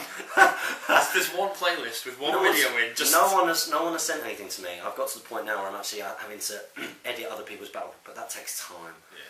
To edit people's battle reports just to make it work for the format. Quite a few people have said I'd be willing to write you out battle reports, and you just not got back to them in the comments. I've not got back to them in the comments. Yeah, I've not seen any replies. Oh, yeah? I'll start asking them for you. Yeah. Tell them to email I Love Wargaming, because I've not seen that. Or it can be in forums, or I don't know. Versus Miniatures. You can go. Did you ever play the first scenario from the Goblin box, the breakthrough? The evil side wins always. Any tips for the good fellows? I've not played it. So. I've played it. I got the set, and we went for a family trip to see the Hobbits, and then I played it with my sister afterwards. She was really into sort of that scene. So we played it, and when we played it, I let her be the Dwarves, because everyone wants to be the Dwarves, and let her use might where she needed to, and they were able to win it that way. When we played again, when we switched it around and she was the Goblins and I was the Dwarves, didn't use might, then the Goblins that won, basically, because they keep bringing Goblins on. I'm guessing with these early scenarios, it limits certain rules, like yes, and stuff, yeah. I think you've got Gloin, Feely and Keely, and maybe Oin as well, yeah, naming rhyming couplets. And you've got to get across this bridge and break past them. And you've got, I think, 8 turns to do it in. But what all the Goblins do is keep sort of just making a wall of Goblins on that bridge, and you can't kill and progress enough because there's no might for heroic movements or anything. Yeah, yeah. You can't let heroic combat through. And if you hit the wall, kill them both, they win priority, you've not moved. Yeah. So you need to kill and win priority a lot. So. Yeah, that's no good. Next up we've got HD Miniatures. Love your videos, guys. Been following from the beginning. We love you too. Thank you very much. I watched your treasure hunting episode and thought it was brilliant. I'm glad that you guys really enjoyed it. My question is, what suggestions do you have for other 3-player battles? Cheers, Harry. A few things came up in 3-player and I think we should write our own rules for if we do it again. 3-player battles are difficult because you could... situations that we came up in and had quite a big discussion about it was, let's say there's a model A is here and it's charged by player 1 and player 3. And that's player 2. That's easier than reading letters. So player 2 is up here, player 1 charges, then player 3 charges. You're all separate factions if no one's allied, and how do you work out who strikes where first? Now what they've done in Warga Nation is said that the player who charges first, you fight them separately. Yeah, like you would do defending a barrier. Which is what I suggested in the game. You did suggest it in the first place. You were like, no, we want to kill this model. I can't remember. Yes, you were. Well, we ended up going with what you wanted anyway. In terms of we rolled it to see who won the fight, and it was the player who won the fight made the strikes. Yes, yeah. Which was probably better for you in some ways, I suppose. The way we played it in that game was that I think it was Legolas, was it? Or was it Roman? I think it was Legolas. Yeah. Okay, let's say it was Legolas. Legolas rolls 2 dice, and he got to say a 5. You rolled your dice and got a 6, so you had beaten Legolas. And I think it was the King of Men or Army Dead rolled a 4, so we set them as my dice roll counted for 2 separate fights. Yeah. I think that works, I guess.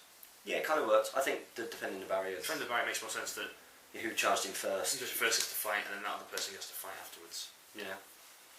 So we might come up with some rules and do something like that again in the future, because sometimes there are situations where we're down there at the gaming centre and there's 3 of us and not 4. And yeah.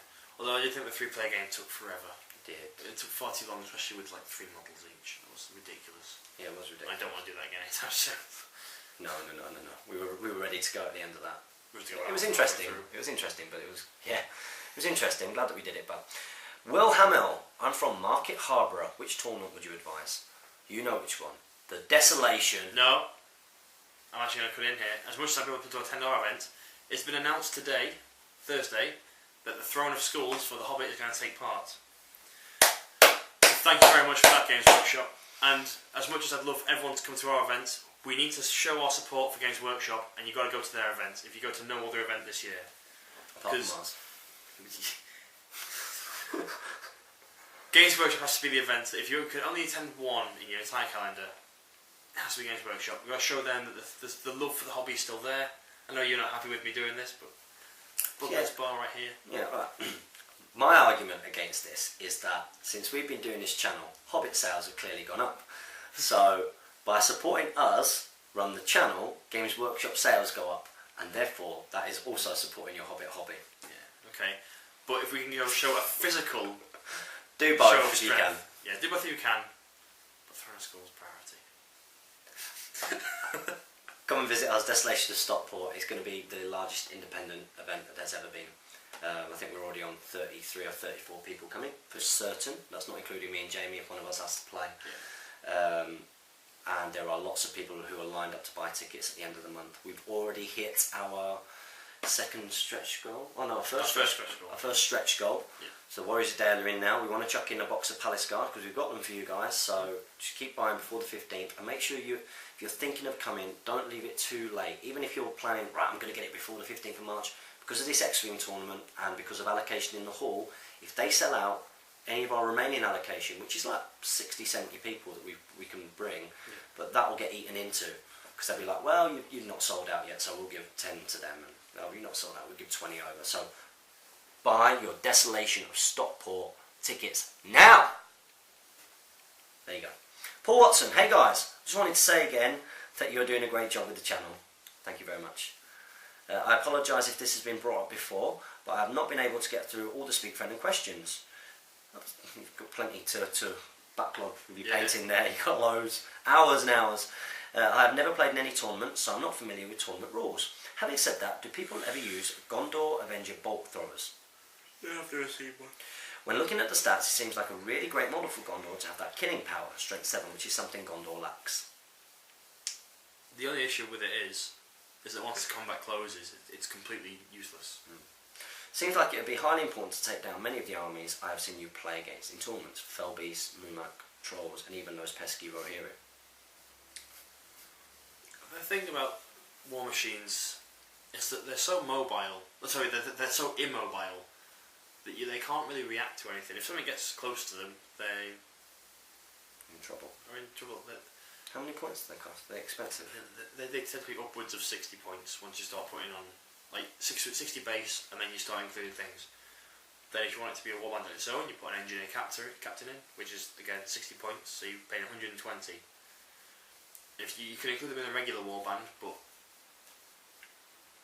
I just don't think war machines have a place in regular games. I don't get to play as much as I would like, and when I do, I bring fun thematic armies rather than a competitive one. It's good. Remember, fun and thematic can still be competitive. Yeah. As lots of people prove with Wood Owls and Rohan and things. So even though I like up armies and warbands in my free time, I don't really test. I don't really test them out. Come to the tournament and test them out with us. Or if you can't make it to the tournament, just contact us. And if you're old enough, you've got a parent, if you've got a parent. If you're not old enough, bring a parent. But if you're old enough, just arrange with us. Email ilovewargaming@gmail.com, and you're more than welcome to come do battle reports with us, and we can teach you some stuff. You can teach him some stuff. Yeah, we'll do. You remember when you taught me some stuff? Yeah, I think I had to win. You have, yeah. I think Pete taught me how to win. Thank you in advance for answering. Keep up the fantastic work, Paul Watson. Thank you, Paul. Next one's from Matt Hill. Thanks for my question again, guys. This will be the third, hopefully.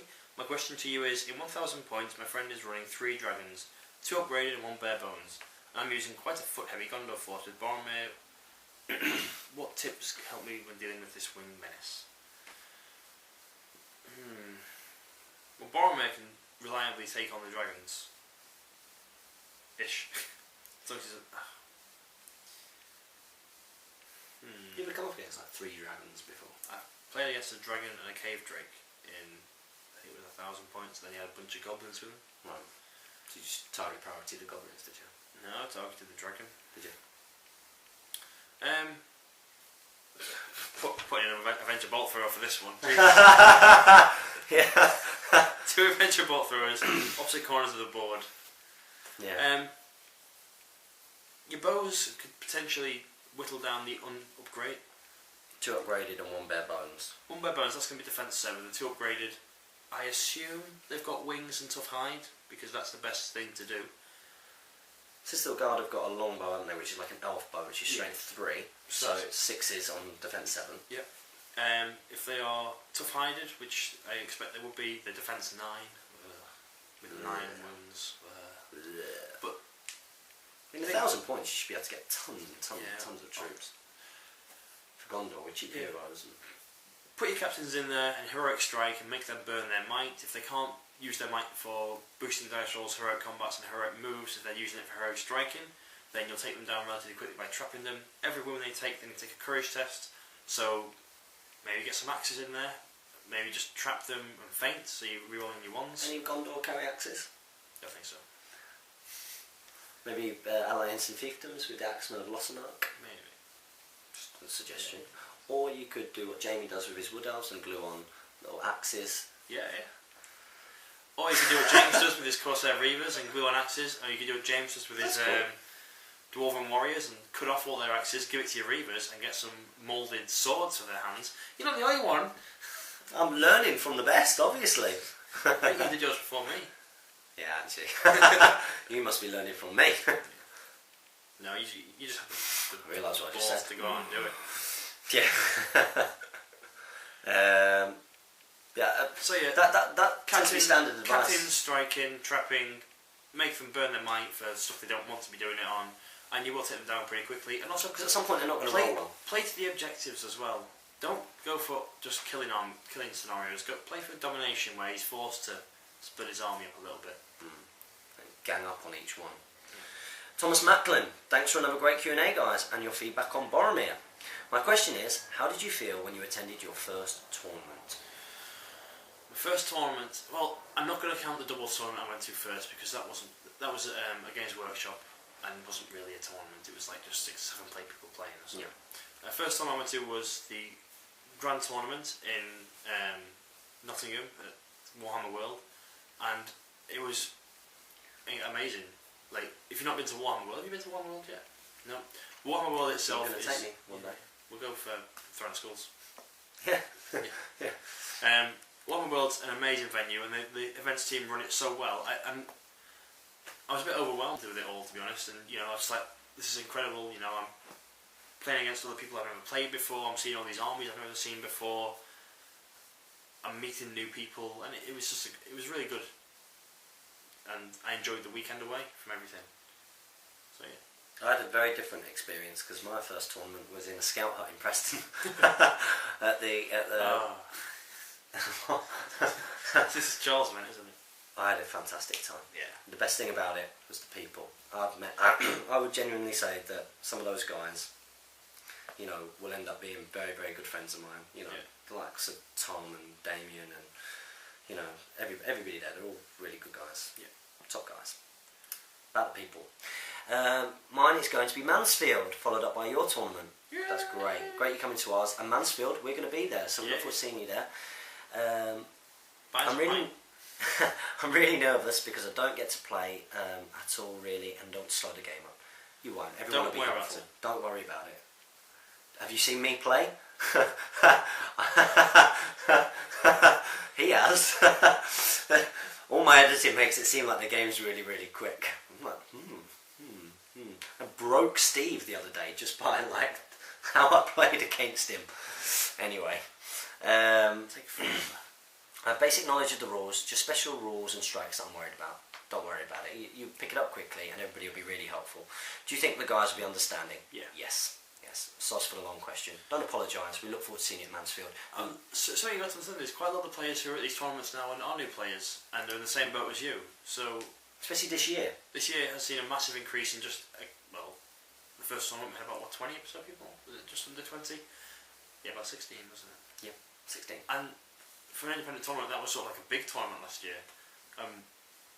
Tournaments are selling out now this year, so yeah, you'd be fine, mate. You'll be absolutely fine. And remember, you know us. You've got us on Facebook and you've got us on the channel and everything. And if you're worried about anything, just go, hey, it's me, Thomas Macklin, and we'll know who you are. So, Death Clip. Another question. I tell you what, you guys are you're loaded into questions. Maybe it should be like one question a week. 1 minute. Like if we see an every game, we go, no. It's not that we don't want the questions, just think about time. And save your question for the next week. This video has now been going on for nearly 2 hours. You are joking. No. Alright. Okay. We're on 1 hour 50. Death Clip. Another question from me that I just thought of. The rules for special strikes are what you see is what you get. But what happens if a rider of Rohan with an axe loses his horse and decides to keep the bow instead of the shield? The bow-armed warriors of Rohan have swords, and it's rather difficult to model one with an axe. What special strike would I use then? That's an interesting one. So I have no answer for that. I don't know. My personal opinion is just make it clear before the game with your opponent, and just tell them, and just say, listen, when my guys are dismounted. But then I suppose you got other bowmen in the force, could be confusing. If you have, as long as it's clear. I say as long as it's clear, and if there's any chance that it's going to be confusing, so let's say you drop the shield and you've got a bow, you lose the ability to special strike if you've got other foot bowmen in your force. And that'd be the fairest way. Wouldn't be the fairest to yourself, but it'd be the fairest to your opponent, and that's more about what the WYSIWYG is. Yeah. I've not come up against that yet. Joe Gamer Dude 84. What's the next question? Yeah, I would like to see you guys play X-Wing. Awesome. We're doing My guy. Reference to controversial video. Yeah. The Marmite video. It should forever be known as. The Marmite video. Anyway, sorry my last question was so long. This one will be much shorter.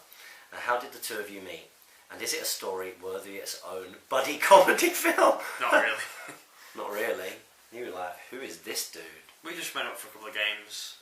When did you agree to come? Because I can't remember the process of you deciding to come down. I organised a day, didn't I? You organised a day, and Charles asked me to come down because there's going to be a couple of people there ready for the tournament. I went because I wanted to get some tournament practice for the event in Scotland with Charles. And you went down there, you introduced yourself, and I was like, oh god, who's this blonde head? You are editing this video. Yeah. Good. Editing, sure. Yeah. Please, kids, please. Don't listen to me. You're like, oh hey, you did the podcast thing? And I was like, yeah, I do. Not really do much with it though. Just a couple of videos every now and then. You're like, oh, I'm really interested in doing this channel, etc., etc. Yeah, like filming battle reports, and I wanted to do it as this, but if you've got a channel, then you might as well work off that. I was like, yeah, okay. We'll see what happens. I think we met up for one game, recorded a bat rep with Steve. No, Steve was there. The three of us meant to meet up, but someone dropped out. Was it? Then we decided to record the first battle report. Recording the first battle report. Yeah, possibly. Yeah. We did it on our phones. It was just us, that was on our phones. I mean, because I organised this sort of gaming day at the Northwest Gaming Centre to meet some other players, and there were 4 of you guys, and there was one of me, and Steve didn't make it, so I didn't have an opponent, so I just got to watch. I just got to watch you guys. Didn't it was JT, me, Lewis, and Charles. That was good. That was a nice day. Yeah, that was good. So I was there, just giving myself little pats on the back for being so noble and letting other people play and watching them. But that's how we met. Yeah. And then the rest. Nothing worthy of a buddy comedy film. No. Maybe these speak friendly questions could make it. Maybe. But they are. Yeah. This is longer than some films. You are absolutely right. That is scary. That guy 513. Hope you guys had a good week. My question this week has to do with charging multiple combats, or charging / multiple combats / separating combats in a specific situation. Whenever a model charges into combat where a multiple combat is taking place, does he in effect pull whom he is charging out of that combat? For instance, if Imrahil has been charged by a Wraith and 2 Orcs then charge Boromir, and then 2 Orcs, then Boromir. Oh, it's charged by a Wraith and 2 Orcs. Imrahil's been charged by a Wraith and 2 Orcs, so there's 3 on 1. Boromir charges one of the Orcs. Does Boromir fight the Orc while Imrahil fights the Wraith and the other Orc? Yes. Why not roll as one massive combat? Because it becomes far too. You could end up with chains that last the battlefield then, and you'd just be weird. Also, you've got to direct your attacks onto someone. If it was one massive combat, then you could have Imrahil and Boromir both attacking the Wraith, rather than models that are in base contact with them attacking specific ones. I understand priority player chooses the order of combats, but this method of counter-charging and separating fights makes a difference in specific instances where cavalry charging in and subsequently charged. Yes, it does. Yeah, it does. Thanks as always, and hope you guys enjoy watching the Super Bowl. I don't watch the Super Bowl. You're in America? You must be. You must be. I watched a little bit of it actually. Was that the hand-egg game? The hand-egg game. Do you know what? I know that this video's been going, but it can only go on longer, can't it, to be fair. I really didn't get it for a long time. It's just so many breaks and adverts. But it started to be covered a lot more in the UK. and they have the Super Bowl, and it's presented by Colin Murray. You know Colin Murray? It used to be on Radio 1. He does 5 Live and stuff like that. I used to very good. play quite a few NFL games on the what was it? There was a PS2 back in time. Yeah. And I really enjoyed them, and so I tried to watch them like on like Channel 5 late nights and stuff. And they were so boring to watch. I'm sorry if it offends anyone, but the games that sort of you watch, like even basketball, football, rugby, it's all quite liquid and fast flowing and nothing really stops. Whereas what it feels like for me when watching American football, it's like, okay, offense team, you're on. Push, push, push. Oh, too much work, defending the team, off you go. Change over, woo, woo, woo. Break, whistles, Gatorade. Adverts. Next team. Stats. Yeah, stats. This player's thrown the ball 10 times this match. Good job. Next team. He's covered. 200 yards. He's walked 200 yards from the bench to the field.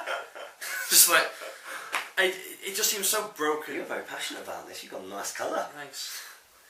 Yeah. Let's get you talking about sports more often. It just bores me. For ages I thought football was boring as hell. Because it just... You're a Liverpool fan, aren't you? I'm a Liverpool fan, yes. Liverpool fan, Manchester United fan. Yeah. We've opened ourselves up for abuse. I haven't. You have. I have. This season we were alright. We'll be alright. I have faith. In who? In the chosen one. In who? In Moyes. I know. It was always going to be tough. Anyway, we've gone way off topic, and I did watch some of it. And do you know what? I actually watched some of the highlight shows are better because then it's all melded. It's like a battle report with you. Yes. It's like playing a game with you is really slow and tedious and boring. But when you watch the battle report itself, it's actually alright. That's a really good analogy. The Dr. Pepper machine. Dr. Pepper. If you guys get the chance, search Lord of the Rings remix and click on the top video, Fellowship of the Ring, and tell me what you think. The Two Towers one is also I think awesome, I've seen these. and the guy deserves more publicity. If these are what I'm thinking of, they're actually hilarious. Here we go. Okay, so you're going to get our Lord of the Rings. Well, it was just LotR, wasn't it? The Two Towers one? Yeah, that's what you recommended, so let's watch that one. Okay. This is us watching it. How long is it? 4 minutes? Okay, this is something I've not seen before, but let's have a look.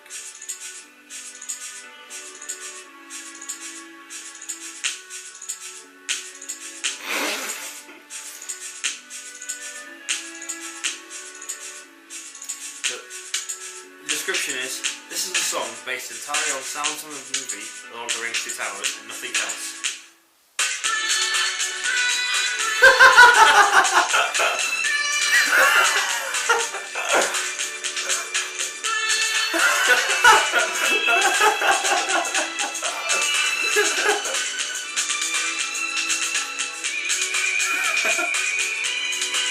That was Merry, by the way, on Shoegate's face.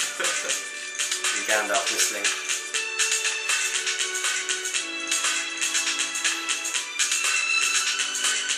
What kind of noise that we'd make in a battle report?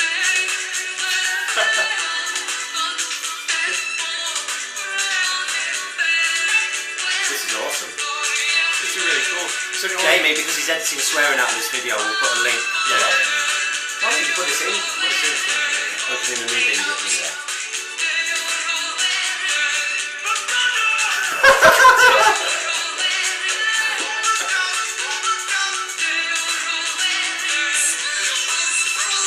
This is really good.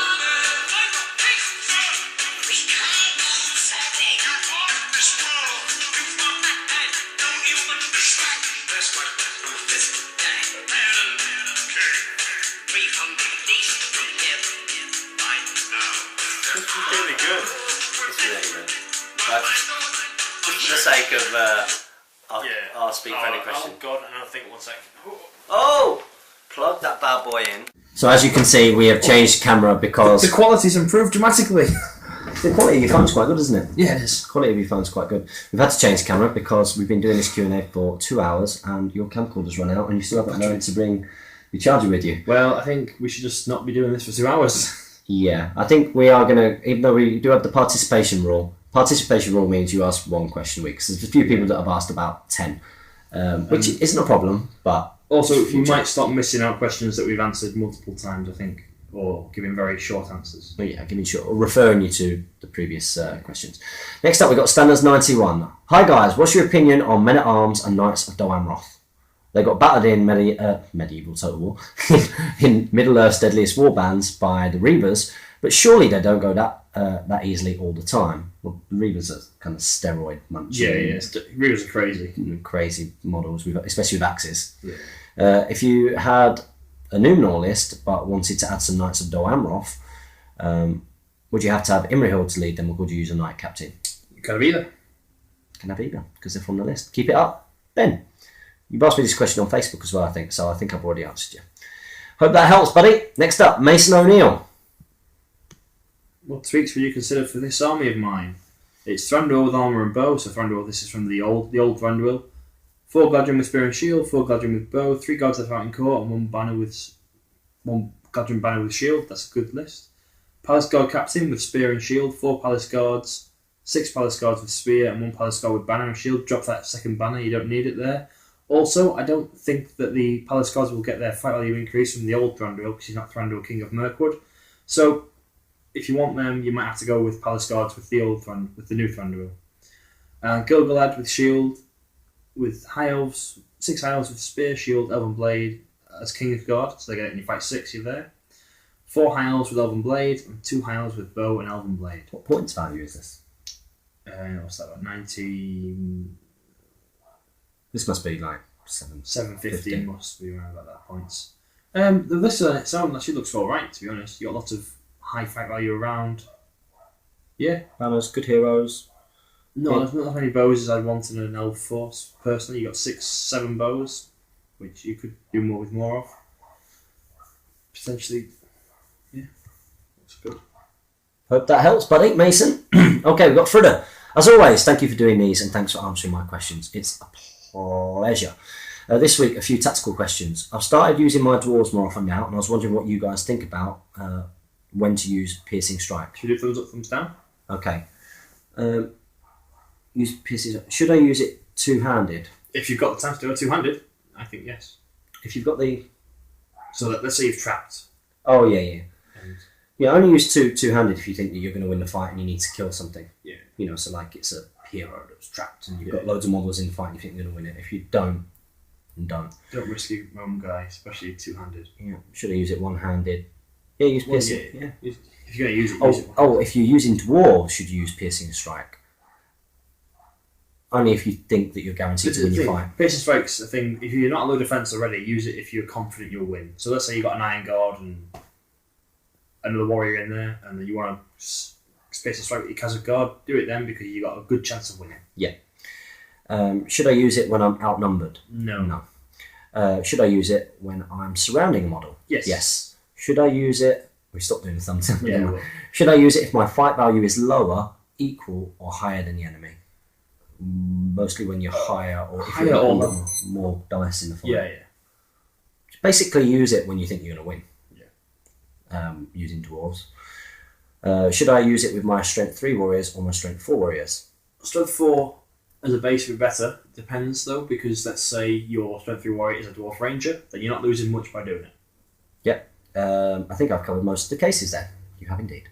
And also, when should I use Gimli's two-handed axe and when should I use his one-handed axe? Also, should he Piercing Strike? Thanks, Frida. If you're up against troops, 3 attacks is better. Mm-hmm.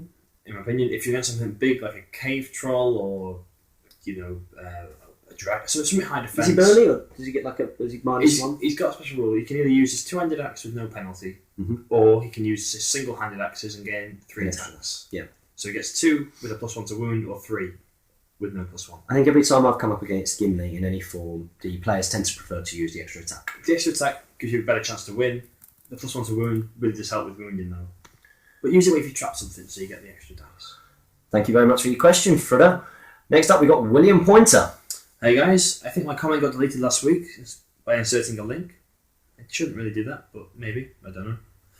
I was going to say that Gilgalad death scene was just talked. Oh yeah, where in the you fix them up. Yeah. It was just talked about rather than it was actually shot. However, if you type Gilglad Death Scene into YouTube, there should be a video where the actor talks about it and react it with the help of the actor Haldir. That sounds cool. That sounds cool. We'll watch that after. Yeah. Last week's question was in terms of armour and how strict is it in the tournament scene for Wyzywig? I know Jamie's Legolas does not have armour, but one could say it's underneath. Could we all say that Legolas is the new Thranduil model for the example? Yeah, it should be fine. As long as it's clear before you game, that's the key thing. This week's question is, how does one determine if a conversion is eligible to use in a tournament? For example, converting an Elrond to like Glorfindel using Warhammer products. As long as it looks good, you can use it in the independent tournaments. I know specifically for the Games Workshop tournaments, you can't use Warhammer. Well, you can use Warhammer Fantasy and Warhammer 40k things in your army, but any pictures of it will be deleted because they can't mix the two brands. That's interesting. Next up, Jonathan Punchon. What do you think of the Goblin King? Does it look right how big he is compared to the Goblins? He is the Great Goblin. He is the Great Goblin. And he's got a great stat line, so... He's awesome. Yeah. He's awesome. I think he's really good. Next up, we've got Harry Owen. I'm building a dwarf army as I love dwarves. What heroes would you suggest? Are with the points? Are Vault Wardens and Iron Guard worth the money, if only a few? And do you have any painting tips for me? Keep up the great work. Building a dwarf army, love dwarves. What heroes would you suggest? Barlin's good. Old Barlin. Old Barlin, Dwarlin. Gimli's good. Dane can be good. Dane can be good. Lower fight value, but... He's fight 5, but he's defense 9 with 3 attacks and +1 to wounds, so he can shoot through troops. Even Thorin's a good. Yeah, Iron Guards are good. Khazad Guards are good. Vault Wardens. Vault Wardens, 1 or 2. Yeah, you don't want to overdo it with the Vault Wardens. Do you have any painting tips for me? Dry brush. Dry brush everything. Yeah. Yeah. There you go. Hope that helps, Harry Owen. The Armortainment. Oh, jeez. I was only asking about Jamie's love life because James usually ships in line about his wifey every other video while Jamie just stares blankly at him, burping or sipping coke. These guys are awesome. That's so funny. Yeah, right. You're only asking about that Armortainment. That's right. I know you. I'm sure the ladies are all over him with that scruffy Wildman Dunham look. It's the power that he gets from being a duty manager at Lego. The love power. Yeah. Come on, Jamie. Any relationship advice for the viewers? I'm not really a relationship kind of guy. I'd like some relationship advice from you. I can give you some relationship advice. If you do the washing up regularly, then it makes life a lot easier. Sometimes there's no point arguing, which is really hard for me because I would consider myself reasonably good at making arguments, but it's just there's no point. There's no point, even if you win the argument. It's just that stare blankly thing again for me now. It's just like, That's my relationship advice. Just there's no point arguing. Just shut up shop and just deal with it, and go make a brew, give her a biscuit. Next up, SBG related. How do you pronounce Maher? You pronounce it Maher. I can see how, because he's saying Malher or Muhur. I would have used to say Muhur, but I can see why, because he kind of looks like Mal, like the Mal, the Mal. The Mal. The Mal. Chairman Mal. Chairman Mal. Oh. No, the Mal. The Mal. I'm just making it up. The Maori. That's what I would have been thinking of. The Maori. Yeah, I would say. The Mal. The Mal. Malher? Muhur? Maher. Muhur? I tend to say Muhur. It's easier to say Muhur than Maher. Leonardis Eastgrin's Wargamers. Another great video, guys. I've just finished painting my Woes' army and my big Galadriel army. So here is my first question. Which army should I paint next and why?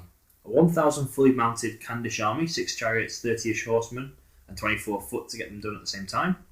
4 warbands of Hobbit militia, 1 warband of archers, and 1 warband of sheriffs, all with the Hobbit's heroes. Or a huge fiefdom's army, 16 mounted knights, 24 foot, 30 plus planks, 24 axemen, 24 clansmen, a warband of Blackroot Vale archers, and all the heroes needed, plus a few captains. All of them sound very cool. I'd like to see a Candish army. I'd like to see a fiefdom's army as well. I'd like to see the fiefdom's army. Yeah. Don't see many big fiefdom's army, do you? No. I'd like to see big fiefdoms army or big Candish army. That's my request. Jamie, I'd like to see the huge fiefdoms army just because you don't see them that much anymore. That's many Candish armies though. We don't. But Fully I mounted Candish. prefer to see the visuals of the. In fact, actually, I don't know what I'm saying. I would definitely like to see the fiefdoms army more because fully mounted Candish with all these chariots is quite good anti-cavalry. So, and I don't like anti-cavalry. Sam Page, one last question. Hopefully, I have snuck it in. Yeah, I think you got this just 15 hours ago. It's midnight last night. Have you got any plans to play the custom scenario Warga Nation and film it for the channel? Yes. Also, congrats James on winning the best spell report on the One Ring, although you should share the dice with Jamie.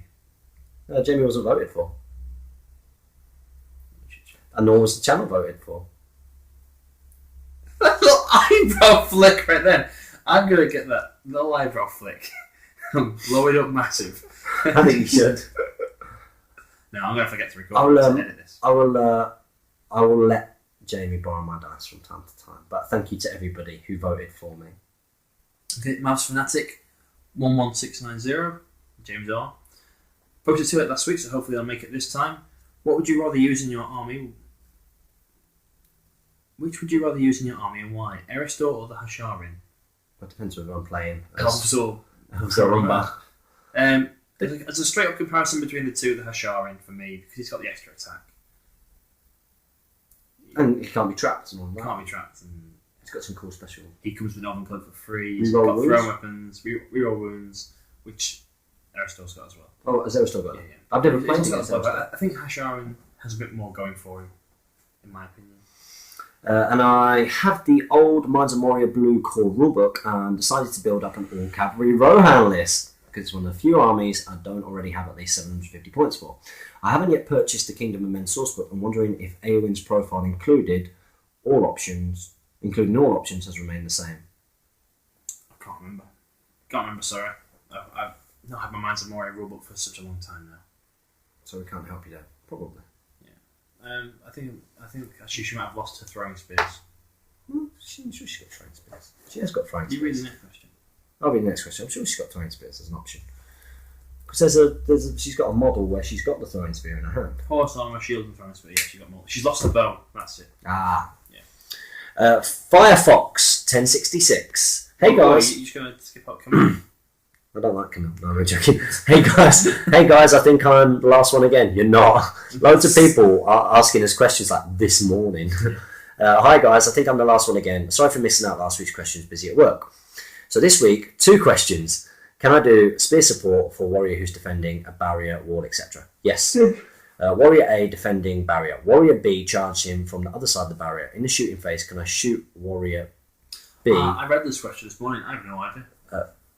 Hang on. Warrior A defending the barrier. Warrior A's on this side. Yeah. Warrior B charging from the other side of the barrier. This side. In the shooting phase, can I shoot at Warrior B? They are in base contact with the wall, but not each other. No, but they're in combat together. Unless it's an evil model, I would say no. I think no, but I think it sounds like it could be one of those loopholes. But yeah, I'm not sure. I say they're in combat, but they're not in base to base. It depends what the shooting rule is. Firefox 1066. Hey guys, thanks for answering my question last week. I just picked up a box of 20 Easterling Warriors and I found a good price. Good. I really like the look of these soldiers, so I was excited to start this army. I know neither of you particularly care for the Easterlings. I hate them. But I still wanted y'all's opinion on the unit design question. Which of the 2 big heroes would be better to pick up, Kamul or Amdur? Kamul. Yeah. Come on. Also, would allying the Shadow Lord to help them to get into combat be a good idea? Thanks for your answers. I think the Shadow Lord's not needed, really. Defense 6. James got ridiculously lucky again with his shooting. Yeah, don't rely on that battle report for building your Easterling armor because what that was the first time JT had done that. He needed maybe a couple of more beefy heroes, or like Kamor or something, and some of the Black Dragon upgrades in the right places. Yeah. Because it was against the Fight for, and yeah, I did get really lucky in that battle report. Yeah. I had a few like that. I tend to be really unlucky with roll-offs. I would love to see the statistic. In fact, I'll talk to you about this afterwards. Okay. But yeah, it does balance out, I think. Is this the last question? The last question. Some comments are hidden and probably spam. Yeah, okay, they are spam for this recording. Great as always, 2 questions this week from Dylan Cluson. 1. A force consisting of Mordor orcs and Black Numenoreans with a Fury casting shaman is broken, apparently. Is it possible for a Mordor orc captain to take a courage test, which he will always pass with Fury, for his stand fast over the battlefield, so that the Black Numenoreans don't have to take courage tests individually? If you broke... Oh, I see, they're not broken, meaning that force is broken. Yes. Yeah. I thought he was doing the Charles. Totally broken! Yeah, different kind of broken. Yes, that is correct. The Mordor orc is a hero, so his stand fast passes for warriors, don't need to be of the same race. Even the shaman with Fury is a hero, and it passes its courage test because of Fury, so its stand fast will benefit those warriors. So if you've got a shaman's Fury up, and it gets to move in the movement phase, it will. All warriors within 6 inches will always pass it. Good answer. Even those who aren't affected by Fury, because he's got his own stand fast. Question number 2 is Treebeard wants to throw a rock against the Golden King of Harad. He has a clear line of sight. But before the Golden King stands a line of infantry, and 3 inches before them stand another 2 lines of infantry. Should you take 1, 3 of no... Four. In one or... Yeah. Should you take 1 or 3 of... No. Should he take 1, 3, or no in the way tests? Oh, right, yeah, so 1, 3, or... You've answered your question already, because he has a clear line of sight, and that's what counts, not the troops around you. So he wouldn't need to take any in the way tests. Mm-hmm. Yeah, if you can see him, you can shoot him. All depends on what is blocking the model. And there you go, guys. That has been a mammoth. The longest. It's the longest. So we still want the participation rule. Please ask a question. No, just one. Yeah. Just one. We're gonna say 1 question per time, and we'll experiment with that anyway, because we want you guys still asking us questions. But remember, you've always got the next Q&A to ask us questions as well. So as always, another Speak Friendly question. Make sure that you do the scouring of YouTube. Continue to support your Hobbit hobby. Happy Strategy Battle Gaming, and fingers crossed this recording has worked.